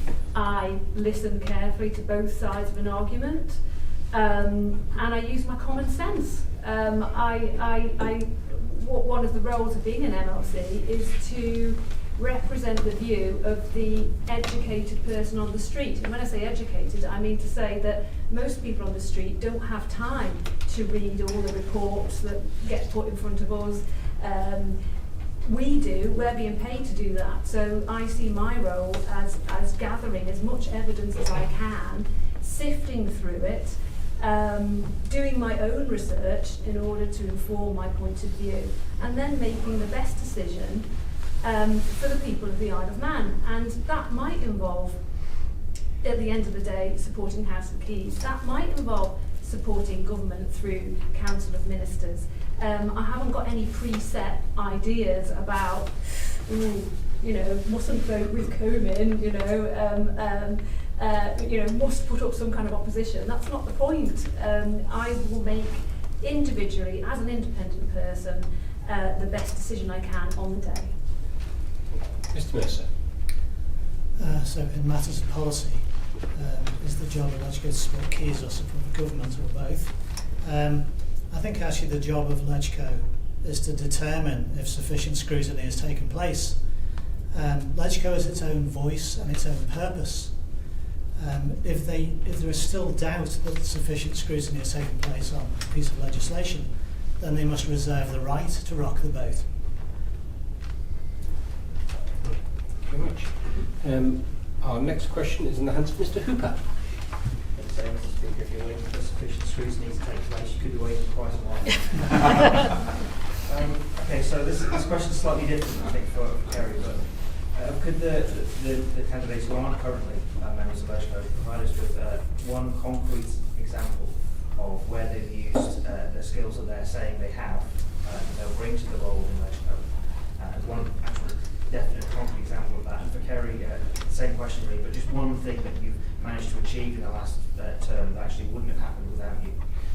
It's the same question to everybody, but the question will be, can you give us a concrete example of you and your skill set at its best, I suppose. The first up on this particular question is Mrs. Bell. Okay. I've already spoke about the sexual assault referral needs assessment, so I will talk about a different one. I was the lead for the Integrated Sexual Health Service needs assessment, and for that it was looking at the current services that we have on Ireland for the Family Planning Clinic and the Gun Clinic, and actually reviewing, are these services working for the people of the Isle of Man is it what we need or not? So that's at the kind of outset. So in order to actually do the detailed work for that, we need to look at all of the qualitative data analysis as well as the quantitative. So that's looking at the statistics involved with, looking at contraception and as such. But then also we need to look at people's views and opinions, because they matter too. And it's kind of looking at all the details that lie beneath that to make sure that what are we doing, what's right in practice. So once you've got all that data there, you then kind of apply that to what we're actually doing. Okay? So when you look at the standards across, so you have the standards for contraception, for STIs, are we actually meeting those on Ireland? The answer was no, which it's in a report that's out in the public. So from that data, we know we need to do something different on the island. If we're not meeting the needs of our people, we have to do something different.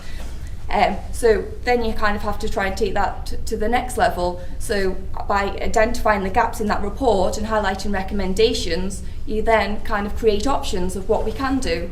So those options then need to be scrutinised as well, because it can't just be, I think we should do this and I think we should do that. It has to be based on evidence. So you're still scrutinising when you're planning forward.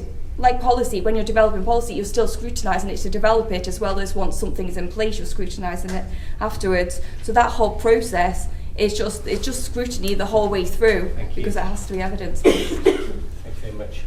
Mrs. Lillywhite. Thank you, Mr. Speaker. My qualities, I feel, were best represented when we first started as a commissioner. We had a public meeting, we gave the residents an idea of what the money was available, asked them what priorities they had, and this enabled us to make key decisions about what happens within the community. And following on from that, the road design within Kirkmichael, we had another public access meeting. People were able to give their views, and they were quite strident actually, a lot of them. We gave them the option of reviewing the scheme. We came back to the DOI who with a revised scheme, and gave them another option to look at what was designed. And I think that that's one of my main skills, personable. I listen a lot, I take on board people's views and I take it back with me, and I then consider the best way forward. And one of the decisions about the road design was that certain aspects of it wasn't acceptable by the residents, and we decided that we wouldn't do that part of the scheme. So I think that involvement and that encouragement of people to be involved in local community government is actually quite rewarding, and I enjoyed it very much. Thank you very much. Mrs. Sharpe. Thank you, Mr. Speaker. I think in terms of concrete examples of things that have happened had I not been around, I know that my previous work on the book about looked after children directly led to 2 pieces of new legislation. The fact that I kept going, writing my book, directly led to the Knockfield inquiry. The evidence I gave directly led to the extension of its remit, which then led to more evidence coming through, which then led to court cases, which then led to the 2 changes in legislation, the parliamentary privilege bill and the limitation bill. In terms of accommodation for vulnerable young people, when I was working with Mr. Baker on the select committee, I was very insistent on the recommendation that decisions which were made about looked after children should be good enough for one's own child. And I felt very strongly that should be a recommendation. And I think that really did help sort of put the humanity back into policy. I insisted that the committee go outside the building and visit the drop-in centre and talk to care leaders and collect direct quotes, which then later on that led on to collecting the voices of care leaders from Voices in Participation Council, which I think gave the report the power and the impact that it had. Thank you very much. Mr. Mercer. Example of scrutiny in action. I would point at I did some work for the road safety actions, and I was able to compile information from our Chief Constable's reports on accident statistics, and using information from the Road Crash Index in the UK, was able to make a comparative study between the two to discover that, in fact, the Isle of Man per head of population would actually be in last place if it was compared with the various jurisdictions in various constituencies in the UK. I was then concerned that perhaps the information about the two motorcycle festivals were skewing the data somewhat. So I took the data out and did similar with the Road Crash Index data. Adjusting for population, we actually, it's a strange finding because our accident statistics per head actually go down when the motorcycle festivals are on because of the increased population. So even when you take that out, we are I think it's South Glamorganshire who are the worst for road safety in the UK, and we would actually rank below them if we were on that same comparative chart. Thank you. Mr. Miah. Right. I'll give you an example in regards to a scrutiny in regards to draft legislation. As everyone may be aware, there's a competition bill which is currently in its final form. Now, when it was drafted up, there was a section on mergers, and we have a free market system where companies are able to buy each other out, and just like any other country in the world.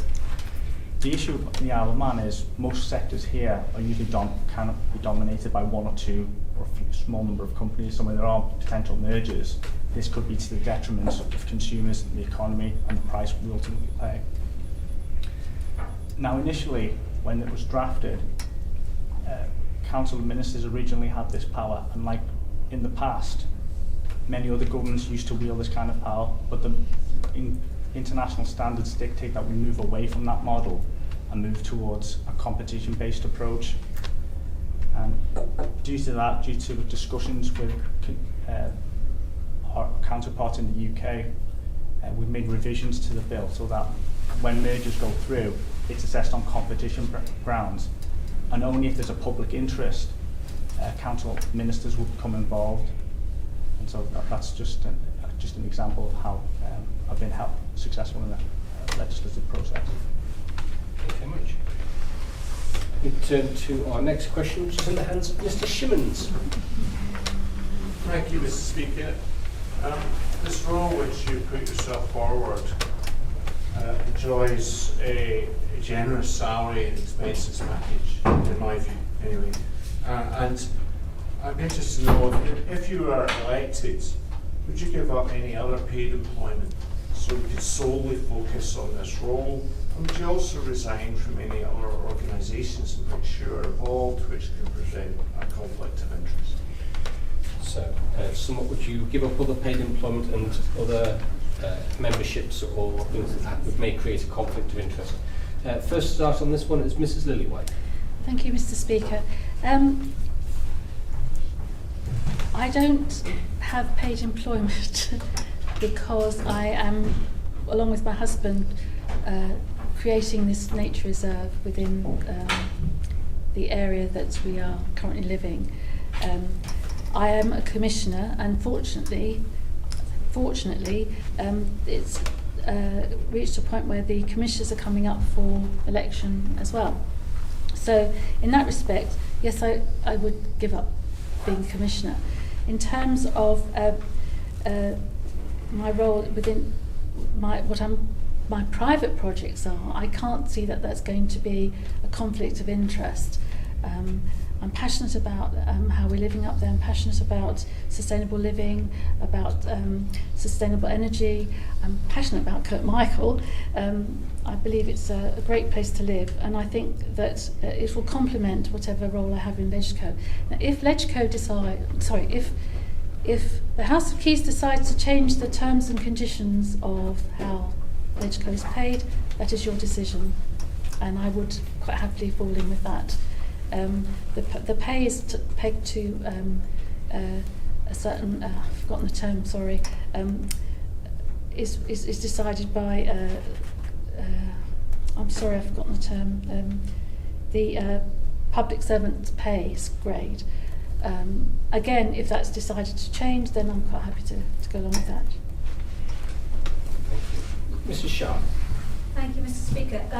Well, from experience, I can say that the job is a full-time plus job.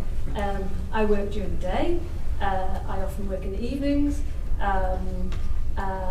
We have weekend events that we would that we attend. We have commitments to, for example, the Commonwealth Parliamentary Association, dinners, etc., which happen at the weekends and the evenings. It's definitely a full-time job, and it would be impossible to do the job properly and do another job alongside. In terms of the salary, I think that for many professional people, the salary is actually lower than what they have been used to being paid in the private sector. But nevertheless, it is still a very decent salary. I think it's interesting, the Emoluments Committee, the recent independent report that they commissioned, came out with the suggestion that there should be a difference in salary between MHKs and MLCs. And that was quite interesting, because I think it's important for the public to realise and to recognise that both branches are of equal importance in Tynwald. That's my opinion. But on the other hand, I think that MHKs, they have a much more publicly facing role, and there's a sense that they are on call 24/7 to the public. And so I think that having that gap between the two salaries could perhaps be a positive thing to recognise that fact. Mr. Mercer.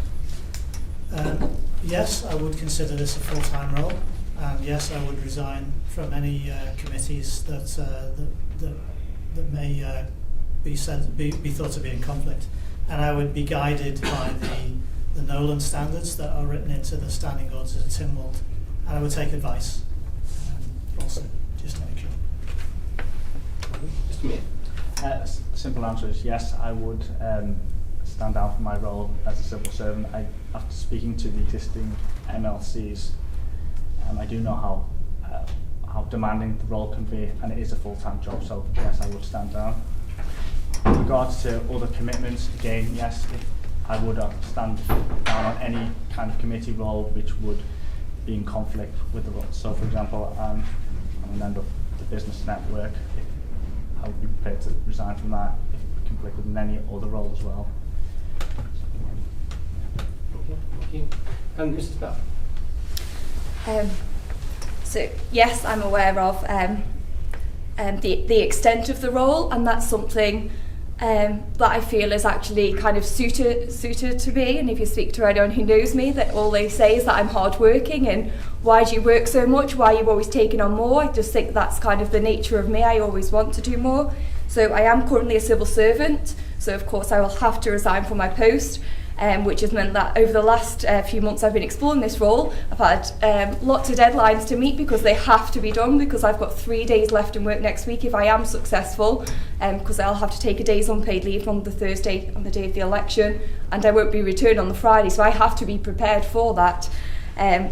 So as much as I've kind of tried to be as committed to this role and get to know as much as I can, I've also been working extremely hard in my full-time post, and I am a working mum as well. So I'm very well aware of the hard work involved, and it's something that I am willing to do, and I'm passionate about working hard. In terms of pay, I would be taking a slight pay drop to come into this role. However, I know that the pay scale is being reviewed through all the Emoluments Committee. The report's out there, but it is yet to be debated. And that report is a lot about actually making sure that the pay is suitable for a diverse range of candidates. I'm a working mum, so I have to pay my mortgage and my bills. I don't have the luxury of a big savings pot over here that if I got paid less, but had the honour of serving on as a Legislative Council member. So I would need to have a decent salary to enable me to even come forwards. When we talk about conflict, I'm the newly elected parent governor for Cronkerberry School, and I'm aware the education bill that actually I may need to step away from that post, but that's something I would look at if that came up. Thank you. Turn to our next question, which is in the hands of Mr. Baker. Thank you, Mr. Speaker. One of the phrases that's been used in this administration is Team Tynwald. And Team Tynwald consists obviously of MHKs, of MLCs, of ministers and backbenchers. But actually, we're a collection of 30-something individuals. If you're not elected to Legislative Council, if you're not successful in this election, what will Team Tynwald be missing? Okay. What will Team Tynwald be missing? First one, Mrs. Sharpe. What would it be missing? Well, I was part of the Tynwald team for It's a Knockout, actually, St John's It's a Knockout. So you'd be missing my sporting skills if I wasn't here. What else would you be missing? You'd be missing the opportunity to have someone in your midst who understands the importance of communication and who knows how to communicate with the public. I quite often have people approach me in Tesco's and they say, "We're glad you're in there, gal." And I say, "Well, why? What is it that I'm doing that you particularly, approve of?" And they say, "We don't care. We just like to know you're there." So I think that I do have a connection with the public, and I think that's important because for so long, LegCo has been a bit of a mystery in the eyes of the public. And I think that I have the interpersonal skills to connect with the public, and that can also be utilised. For example, the 100-year anniversary of LegCo, I went into schools and I connected with young people and talked about our history. I'd like to bring young people in more. Mr. Callister and I are going to bring in a group of looked after children who are very interested to have a tour of the legislative buildings. Also, I think we were talking about passion earlier. I do get passionate about certain subjects, and it's when I feel that there is some kind of social injustice there. And when I do feel that, then I don't stop putting forward my ideas. I'm not easily put off. I brought forward the public service media debate at Tynwald, even though I knew that not everybody was in favour. But nevertheless, I knew I was right, and I'll be proved right at the end. That we need a public service media strategy. Yeah. On that bombshell. Mr. Mercer. What will Team Tynwald miss if it's not selected? Well, I am a team player. I prefer to work in a collaborative style. I'm not afraid to challenge received wisdom, but I can do so in a non-confrontational style.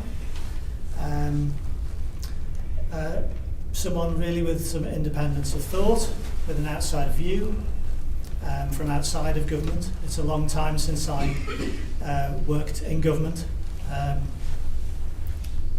would be no hint of the revolving door mentioned by Liz Vane in his report if I were to be selected.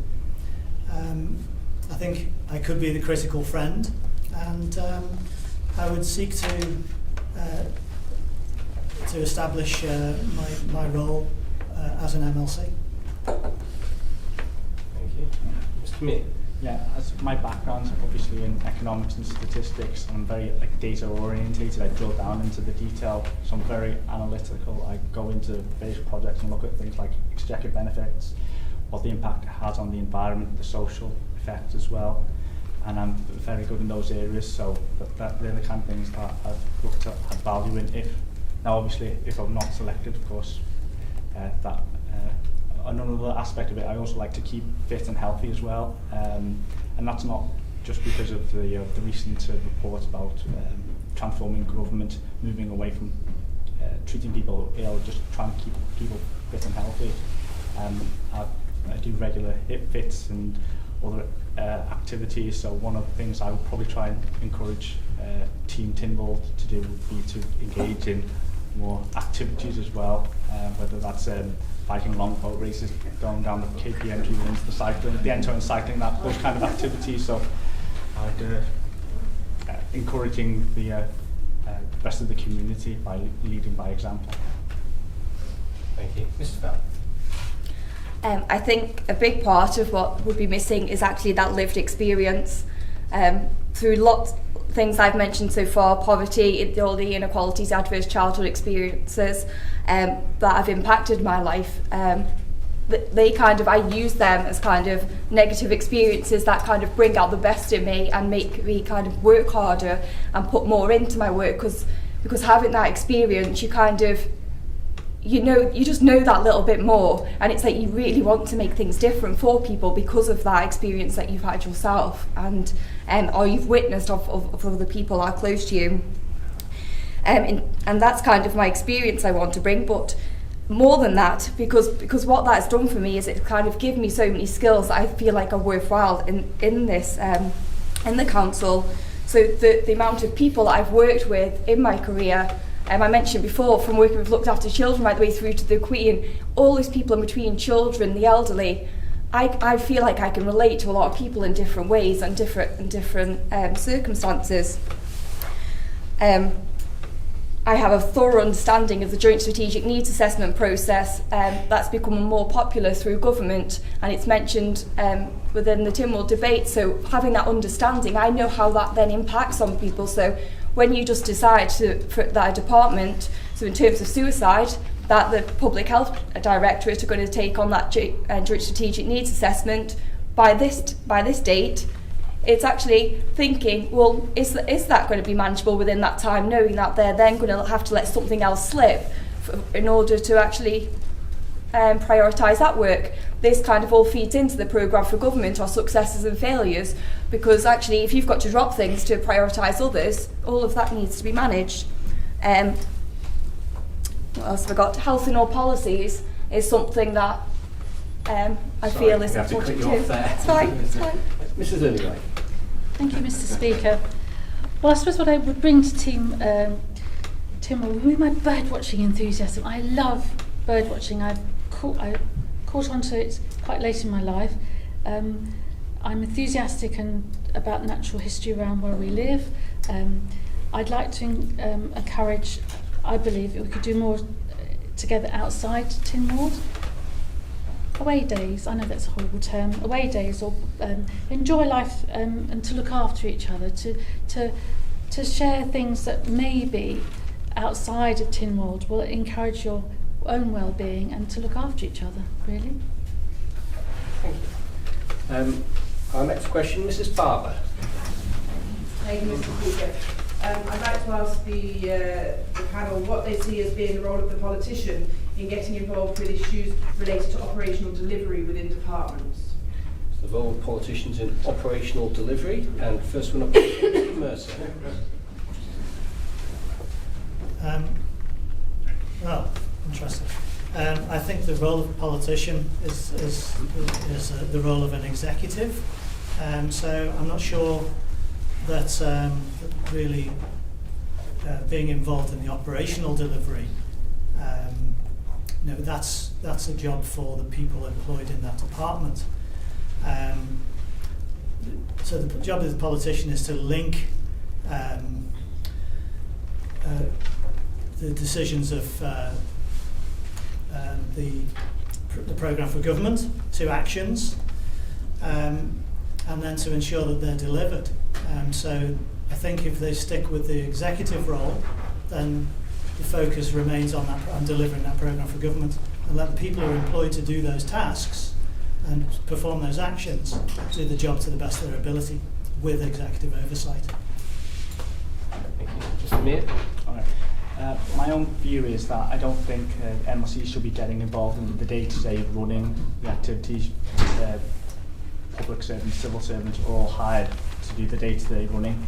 The MLC should be engaged in helping to set the parameters or the objectives of that particular department, and they in turn should be linked to the government's overall programme and ensuring that we're all working towards specific goals, whether that's trying to grow the economy, being more financially responsible, or being a caring, inclusive society as well. But we should all be working together towards the same aim. Our role is primarily to oversight, to make sure that we're not getting involved in the operation, just having that oversight at all. Thank you. Mrs. Bell. Similar to Mr. Miah, I think it's about knowing your role and understanding what you're actually there to do. So, you know, sometimes you kind of get drawn into things that you're more passionate about, and you kind of want to do the nicer little aspects of the role, and sometimes that is about the operational side, because it's nice to just help out here and there, and you kind of feel like actually if a service as such or is suffering, that you kind of feel like I can't just sit back and do nothing, so you end up getting pulled in. But if that's not your role, you shouldn't be getting involved in that, and I don't think it's the role of a politician to actually be getting involved at that operational delivery level. I feel for me personally, I used to do a very operational role, and it was more around health promotion, and I then made the decision to go more strategic, and I had to step away from that role of actually being out there, actually delivering. That was a decision I made, so then I couldn't then be in my strategic role now and say, oh, wait a minute, can I just go out and talk to people? Can I just go out and do some skipping and dancing sessions now? You need to be aware of actually where your role is and what you're being paid to do. And I don't believe that it is on the operational side. I think it is that more strategic level where you need to have the oversight. Thank you, Mrs. Lillywhite. Thank you, Mr. Speaker. The aim of the staff of the department is to put in place the policies that the government has set them, and micromanagement isn't, I don't think, works. It needs to be. You need to trust people who have got the job to do this, to run the department in terms of achieving these aims. But you do have responsibility to make sure that they are achieving the aims set out by Coming, that they are following government policy. In that respect, then yes, they can have a role in monitoring, but I don't think you should actually go to the extent where you are micromanaging. It really doesn't work. Mrs. Sharpe. Thank you, Mr. Speaker. Well, obviously, I'm still a member of the Department of Health and Social Care at the moment, and it's one primarily of oversight. I sit on the board of the Department of Health and Social Care. We have monthly meetings where we take in monthly reports from all the various divisions of the department, and we question and we challenge.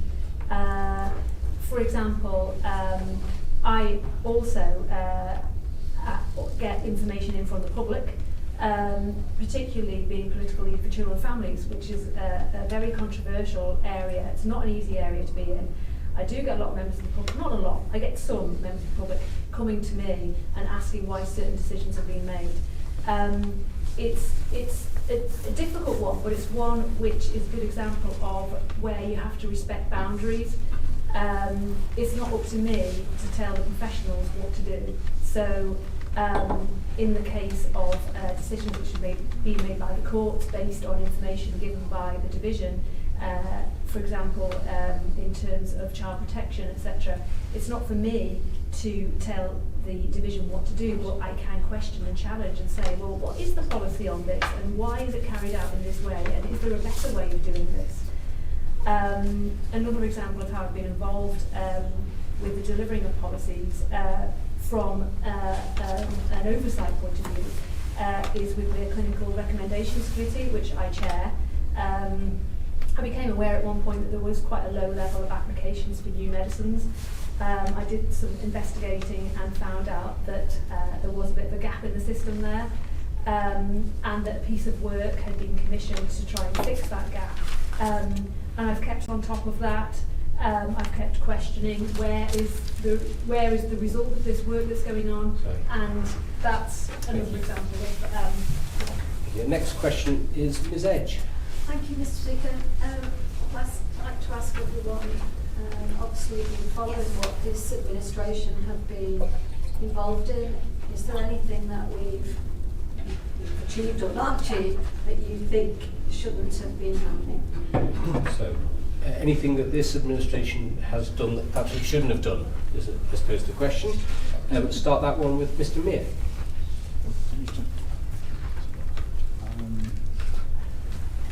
interesting question. I think perhaps just more clarity on the issue of the post office. I know we discussed it before, but it's more the fact that what the in the Tyndall strategy, it was clear, of course, the direction that there'd be so many post offices available within 3 miles, but it hasn't went into the issue about what those facilities will contain or what the functions will be. And I suppose really whether or not to establish whether or not they should be run purely on commercial grounds or whether there's a social aspect to it more than anything else. I think that will just gain some clarity on what the role more than anything else. I think those that will help inform the public more than anything else. Thank you. Mrs. Bell. I think this is more.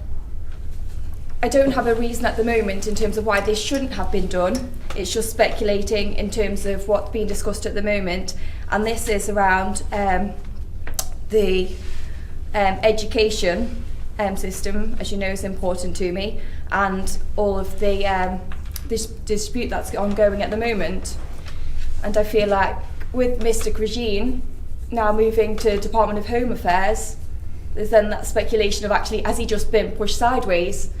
So it's with the dispute still ongoing, it's whether actually if he'd remained there and resolved that dispute, would people have that viewpoint that he's been it's been negative in any way in regards to him as a person? So I kind of feel like it could be seen that that's something that should maybe not have happened, just to allow him to actually resolve the dispute that is ongoing. But then I'm all for welcoming Minister Allinson to actually take up that position, which he may prove to be very, very valuable. When I was mentioning before about education being important to me, I believe that on the island we really do value our education system, and I feel like whatever the outcome, that we just need to do what's right for our education system anyway. But it's just whether or not Mr. Grigeen moving to the Department of Home Affairs is seen in a negative way because of the dispute that's ongoing. Thank you. Mrs. Lillywhite. Thank you, Mr. Speaker. I'm trying to put my finger on it, and I think from what I can see in terms of the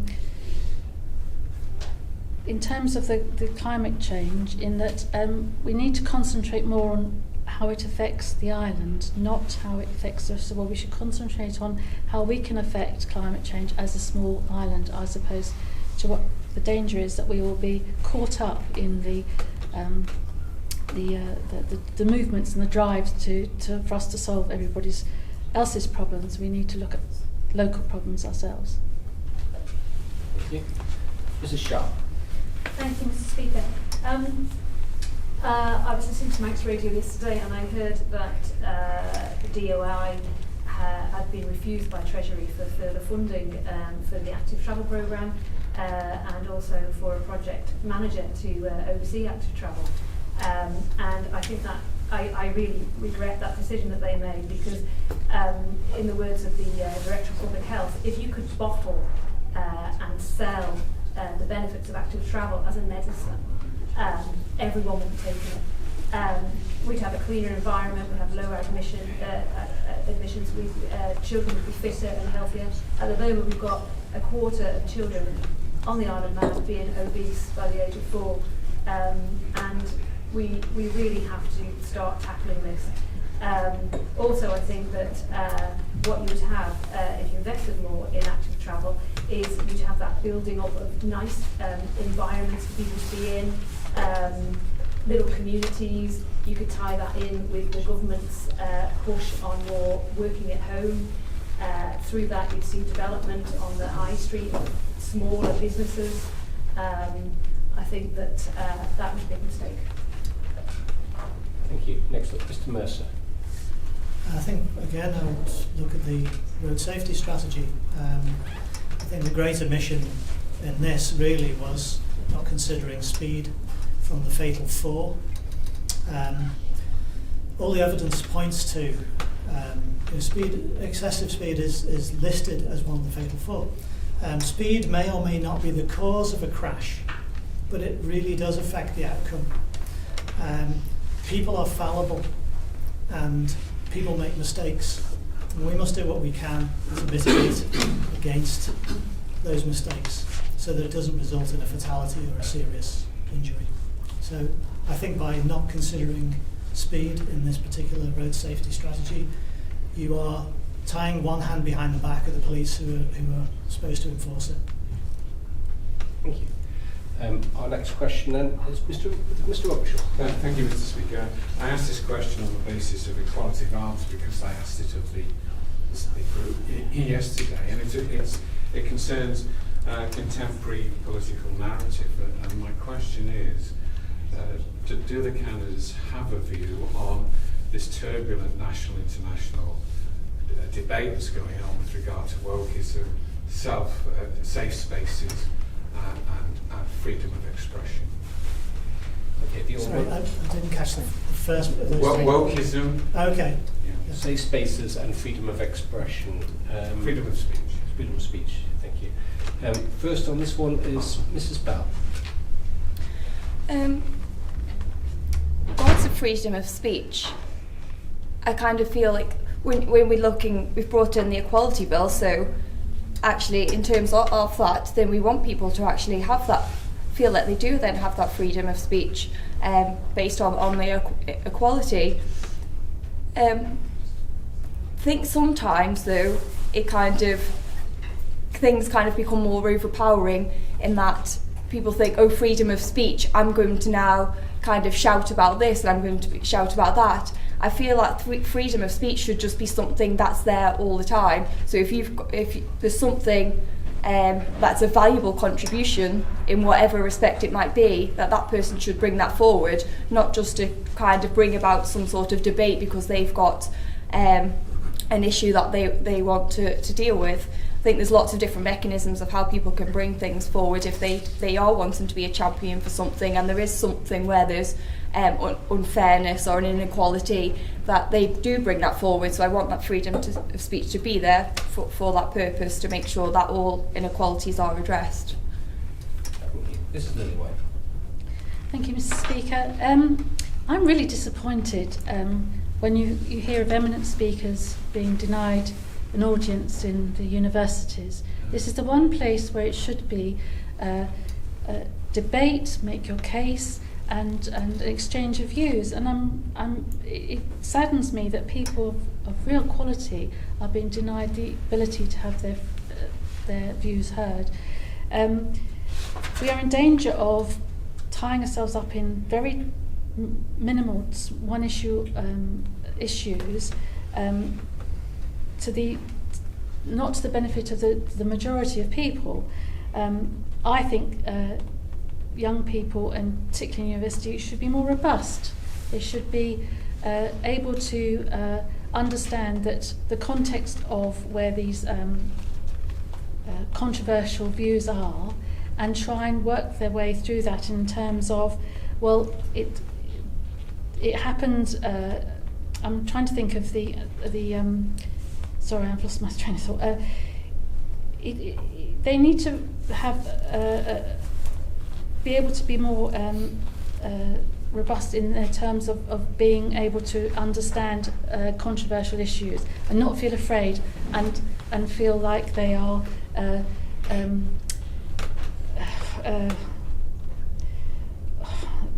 that they are at risk of becoming affected by it. I think virtual signalling is another thing that disappoints me as well. Thank you. Mrs. Sharpe. Thank you, Mr. Speaker. I think that social media is to blame for a lot of the extreme views that we see now. For example, extreme views of the far right. Whereas in the past you might have had someone with extreme views, they might have been the only person in their village who held those views, but now with social media they find a validation in those views globally, and the validation of extreme views can be very problematic. I mean, of course, you have to have freedom of speech. Speaker's Corner in London was always famous for the fact that you could just set up your soapbox and just tell the world how you felt. And there's nothing wrong with that. It's important to be able to express yourself, and it's important to be able to listen to other views, but within reason. And I think that what we see now from the so-called snowflake generation is that actually they're saying sometimes these views expressed are actually victimization. Sometimes these views are bullying. So I think that it's in terms of universities, that's an interesting one. I mean, as Mrs. Lillywhite said, in universities in particular, it is important to be able to discuss these things. But if you have someone who has, through their extreme views, bullied or victimized, then there has to be some kind of cut-off point where you say, well, actually, as a society, we find your views abhorrent. Mr. Mercer. I'm not sure I completely understood the question, but with regards to, I don't even know what wokeism is. I've not come across it before, so perhaps would you be able to? No, I've got to. Oh, okay. I've got to leave the question. I'll have to leave that part then. In terms of freedom of expression, I don't think, other than expression that's outside of the law, we live in a free and democratic society. People are welcome to express their thoughts, as long as they don't break the law in doing so. We don't have to listen to things that we disagree with, but perhaps we should, because it's an alternative view, and that's where debate is to be had. And if the safe space part of this argument is the provision of a place where debate like that could happen, then I think that would be of benefit to society. Thank you very much. Next question, Mrs. Kane. Oh, I'm sorry. I'm terribly sorry. Thank you for that. Losing track of my own system. Giving him a safe space. Yes, freedom of speech is everyone should be able to enjoy and express their views to an open debate, and it should also lead to hopefully a healthy debate. Even if you don't like what a person's saying, they'll come at it from a different view, and they'll encourage diversity of views. But again, there is a point where people's views might be so extreme and offensive, it might alienate. Now, there is the easy way out is just simply to walk away or turn off the radio or so forth. But yeah, it has to be a point where if it's so bad, it will cause a detriment to everyone else, and there may be, particularly when it calls to incitement as well. So I think there is a little bit of a trade-off. Yes, we want to be welcoming and allow people to express their views, but it can't be leads to potentially harm to society. My apologies for that. No, that's all right.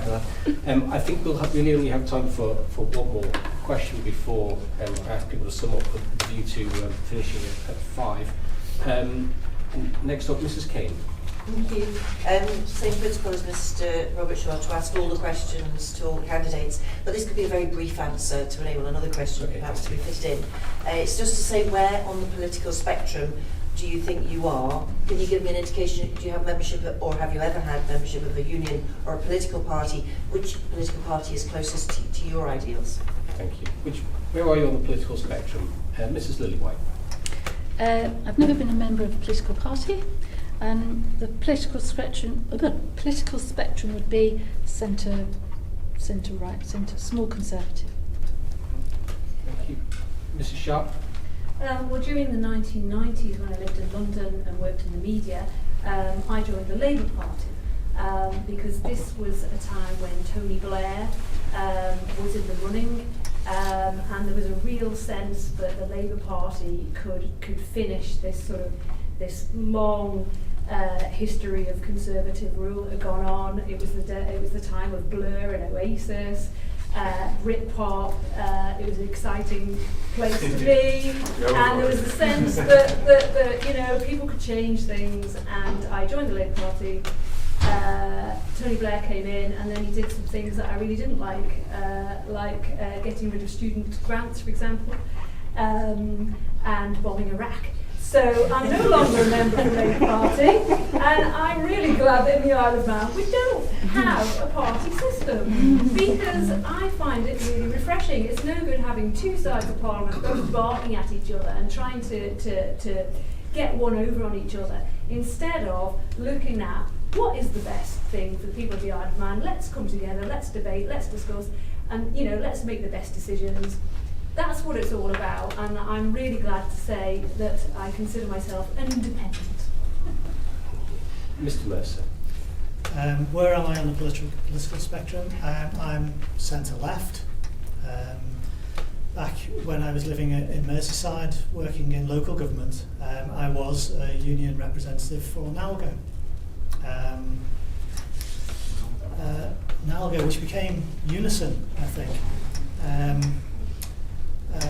National Association of Local Government Officers, yeah. Now, at the moment, I am, and now I'm a member of the Green Party. I'm not, however, a Green Party candidate. The principles of the Green Party resonate with me as an individual. So I am my own man. I'm standing in an independent capacity for this role. Teach Mr. Robert Shaw's ACAS from his NALGO later. Mr. Miah. Thank you. I'm not a member of any political party, although I do regularly attend Green Party events, Labour Party events. I keep myself informed with Positive Action Group things. I'm also a member of Prospect as well, so I'm on the negotiating team, so involved myself. I'm a member of the union, the Civil Service Union. Now, in terms of where I am on the political spectrum, I've never taken a test or anything, so I'm not actually sure where I actually fit, unfortunately. I'm a free market economist, and I think we should let the markets usually work, but governments can interfere if there's need for it, if there's market failure, and if there's a social need. So, but unfortunately, I can't be any more specific than that, I'm afraid. Mrs. Bell. Okay. I'm aware of the effect that politics has in society, but I've never been a member of a political group or party.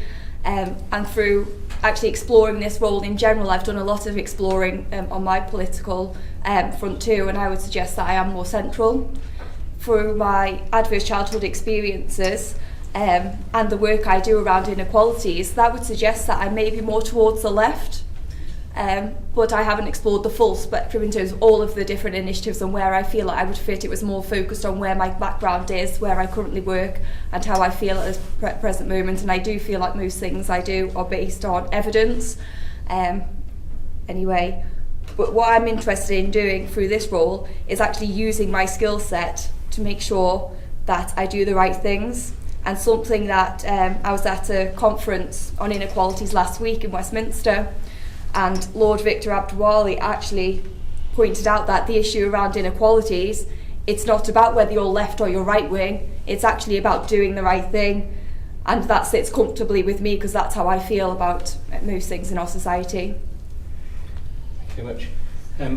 Now then, we do still have time for a quick question, and I know that Mr. Harm has been very patient, so Mr. Harm, the last question. Okay.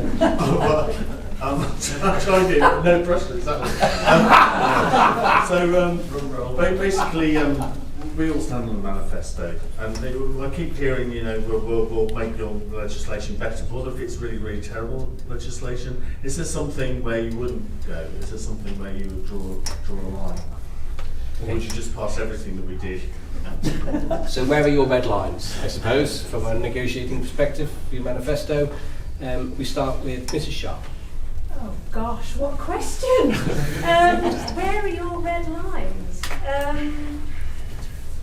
Okay, so if I was standing as an MHK, which would be, are you asking if I was standing as an MHK in Garth, what would be my red lines? Or just generally, what would be my red lines?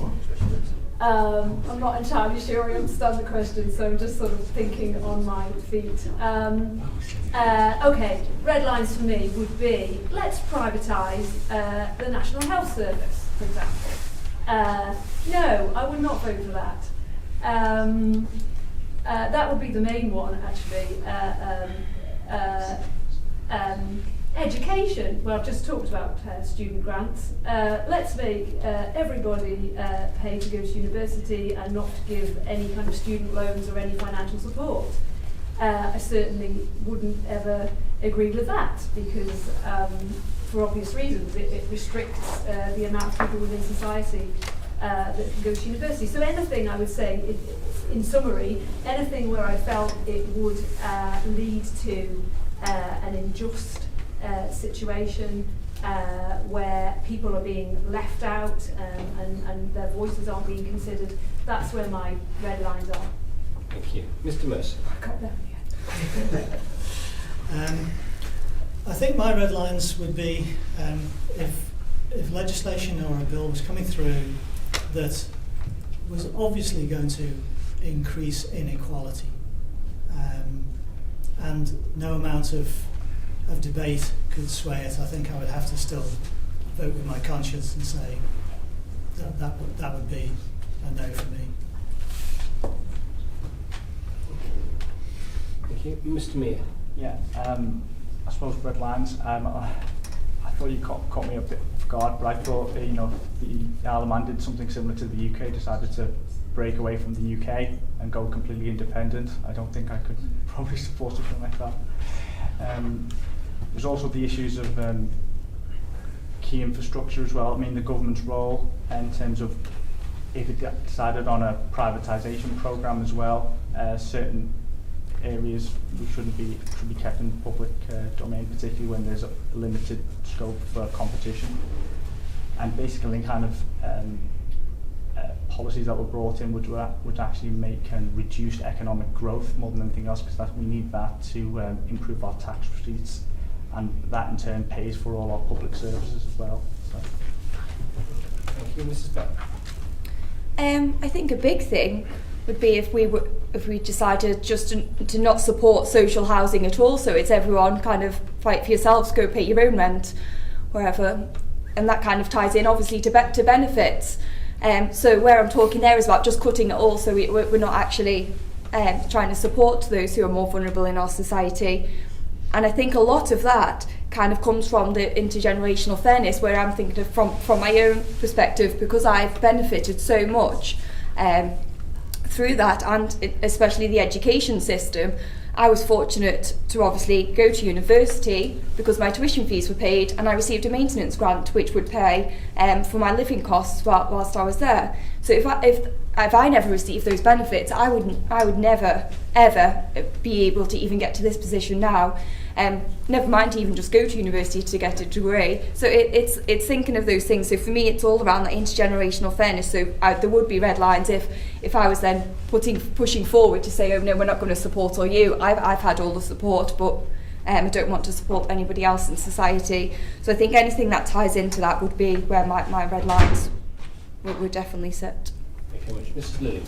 Thank you, Mr. Speaker. I think I would draw the line if we were to support the police to totally withdraw from community presence, where some crimes are not investigated, or you have to use an app to send your pictures and investigate your crime within your home, ask the neighbour, and then send all this data to the police. I do think there's a contract with the people and the police, and I think that should be reinforced and encouraged.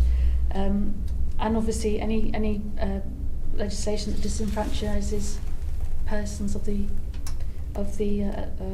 populace. And one, I don't know if I should say this, but I will anyway. If you decided to dispose of the 3 chambers and had just the 1 chamber, I think it would be detrimental to the community. Thank you. Well, that brings us to the end of questions. We now have closing speeches of up to 3 minutes each, and we'll stick with the rota. So first one to offer a closing speech will be Mr. Mercer. Honourable members, thank you for the opportunity to present my case to stand as an MLC. If you decide to call me to serve as a member of the Legislative Council, I bring life skills and experience centred around absorbing information, managing change, and a commitment to continuous improvement. As a person from outside the establishment, there would be no hint at a revolving door mentioned in Liz Vane's report if I were to be selected. My technical ability and varied business background will complement the abilities and corporate knowledge of the existing MLCs. My skills in assembling evidence and visualising data will be a powerful tool for scrutiny, and I will bring a dispassionate and objective view to the role. My current working role is one of attention to detail, identifying gaps in knowledge and sharing that information. I will bring these skills to bear on this role. I've demonstrated that I can engage with people from all walks of life and find common ground. That ability to connect and engage will also enable me to be an effective communicator with the wider public. My family and I have made our home here, and we wish to see it thrive and flourish. As the world's only biosphere nation, the Isle of Man has a unique character and determination, and I count myself a fortunate man to have put down roots and made a life here. If I am called to serve, I will honour the role of MLC and the tradition of Tynwald, and I will assist in the evolution required to match the challenges of the 21st century. I hope that you'll permit me the privilege of supporting you to help our island remain the special place it is to all of us. Thank you. Mr. Miah. I know it's been a long afternoon, so I'll keep this really short. I'm sure we're all probably looking forward to our weekends. So, with my obviously I've been working in government for a long time. I know about government operations. I bring a lot to the table in terms of experience with analysis, statistical background, evaluating government projects. I also have undertaken considerable investigation work as well, interviewing people, scrutinising evidence, legislation, bringing forward. And I'd hope to continue doing this in a wider capacity. Now, I've also, with my OFT hat on, been engaging with members of the public as well. I'd hope to continue this and, in effect, demystify what an MLC does. And really, I know everyone says this, and I know how demanding the role will be, but I'm willing to put all my time and energy into the role, and I'd hope to look forward to working with you at some point in the future. So yeah, I'll just leave it like that for the time being. Thank you. Mrs. Bell. Thank you, Mr. Speaker, honourable members. I'm grateful to those who nominated me. Obviously, Minister Allinson can't be here today, but got Minister Ashford, so thank you very much. Also, Laurie Hooper, yes sir, thank you for your nomination, and the Chief Minister, who's also not here. But also thank you to everybody who's met with me, because if you didn't give me that opportunity to meet with you, it would have been very difficult to explore this role. Because I found that actually discussing some of the role, actually you get more from that than reading off a piece of paper. So that's just been really useful for me to make that decision to actually whether I wanted to stand initially or not. So thank you. I also, because it's being recorded, I want to say thank you to my friends and family, because since I put myself forward, I've had so many positive comments, which is interesting, because when I was meeting with members, everyone was saying, how are you going to cope with negative comments and how your family and friends cope? And although I did expect some negative comments, because that happens even with public health surveys and things we put out there, I feel honoured that actually I've had so much support in actually standing. So thank you to everybody. I hope that I've given you confidence that if elected, I can bring a unique perspective and I can start the role running. Some of the key pieces of legislation that will actually be coming through the Legislative Council. One piece already rolling is the Domestic Abuse Bill. I've supported the work with public health around domestic abuse, so I already have an understanding of that. Similar for sexual assault, I was there from the beginning with the Sexual Assault Referral Services Needs Assessment, so I have a really good understanding of what's happening on Ireland, and that feeds into our Sexual Offences and Obscene Publications Bill, which is going to be coming through the branch in the near future. I have a solid understanding of government, so whether or not I would be in a department, I already have that knowledge. So again, I can start the role right now with that knowledge, and I have a very strong work ethic just to kind of pull that through too. If anyone would like any further clarity on anything that has been discussed today, then I'm more than happy to meet again with members if possible. And something I've mentioned evidence-based quite a lot throughout this. Now, Henrietta Hewitt, the Director of Public Health, she is my line manager, and I don't believe there's many other people out there who are as evidence-based as she is. And so if you want a true reflection on me, then I suggest that you go and actually get a reference from her. I'm aware that I've mentioned inequalities numerous times throughout today, and a lot of it is because of my background and the work I do, but also because I was at a conference last week in Westminster, and Sir Michael Marmot, presenting that conference, actually highlighted, if health is not flourishing, then society is not flourishing. Thank you very much. Thank you. Mrs. Lillywhite. Thank you, Mr. Speaker. I've just really got 3 points for a summary. The young people of the Isle of Man are a mixed and diverse outlook, and are mixed and diverse in their outlook and ambitions. We need to look to the future. We need to encourage and nurture future leaders, and also encourage young people to participate in public service. Perhaps to the extent that we could add a financial credit perhaps for this service to their university, progress through university. And to this end, it makes a significant connection between those that govern and those who can feel at best disconnected and at worst disenfranchised from this process. And that includes democracy of energy. That also includes basically to be able to get around the island freely. As young people are particularly find it difficult to navigate around the island to visit people because they rely on public transport, and if public transport is shrinking and becoming a more on-demand service, it tends not to fit into their lifestyle and tends not to fit into how they function. I've enjoyed very much living here. I feel I have a lot more to offer and enjoy immensely being able to support the next people going forward. And finally, I would hope that all those involved in government, the staff and the elected members, will look after themselves, to be allowed to take a breather, time to recharge your batteries and renew your vigour and enthusiasm. You have a lot on your plate, and I suspect there's more to come. Thank you. Mrs. Sharpe. Thank you, Mr. Speaker. Honourable members, I am honoured to have been invited to take part in this election. I feel I've served an apprenticeship over the past 2 years, and I've enjoyed working with all of you. And I have absolutely loved the variety of subjects that I've dealt with.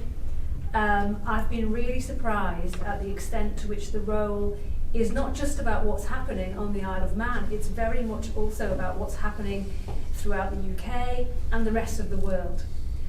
I believe I've learned the ropes, I've carried out effective scrutiny, and I've brought about positive change.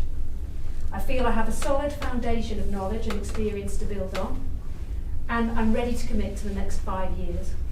And I hope that you will give me the opportunity to continue this work together. Thank you.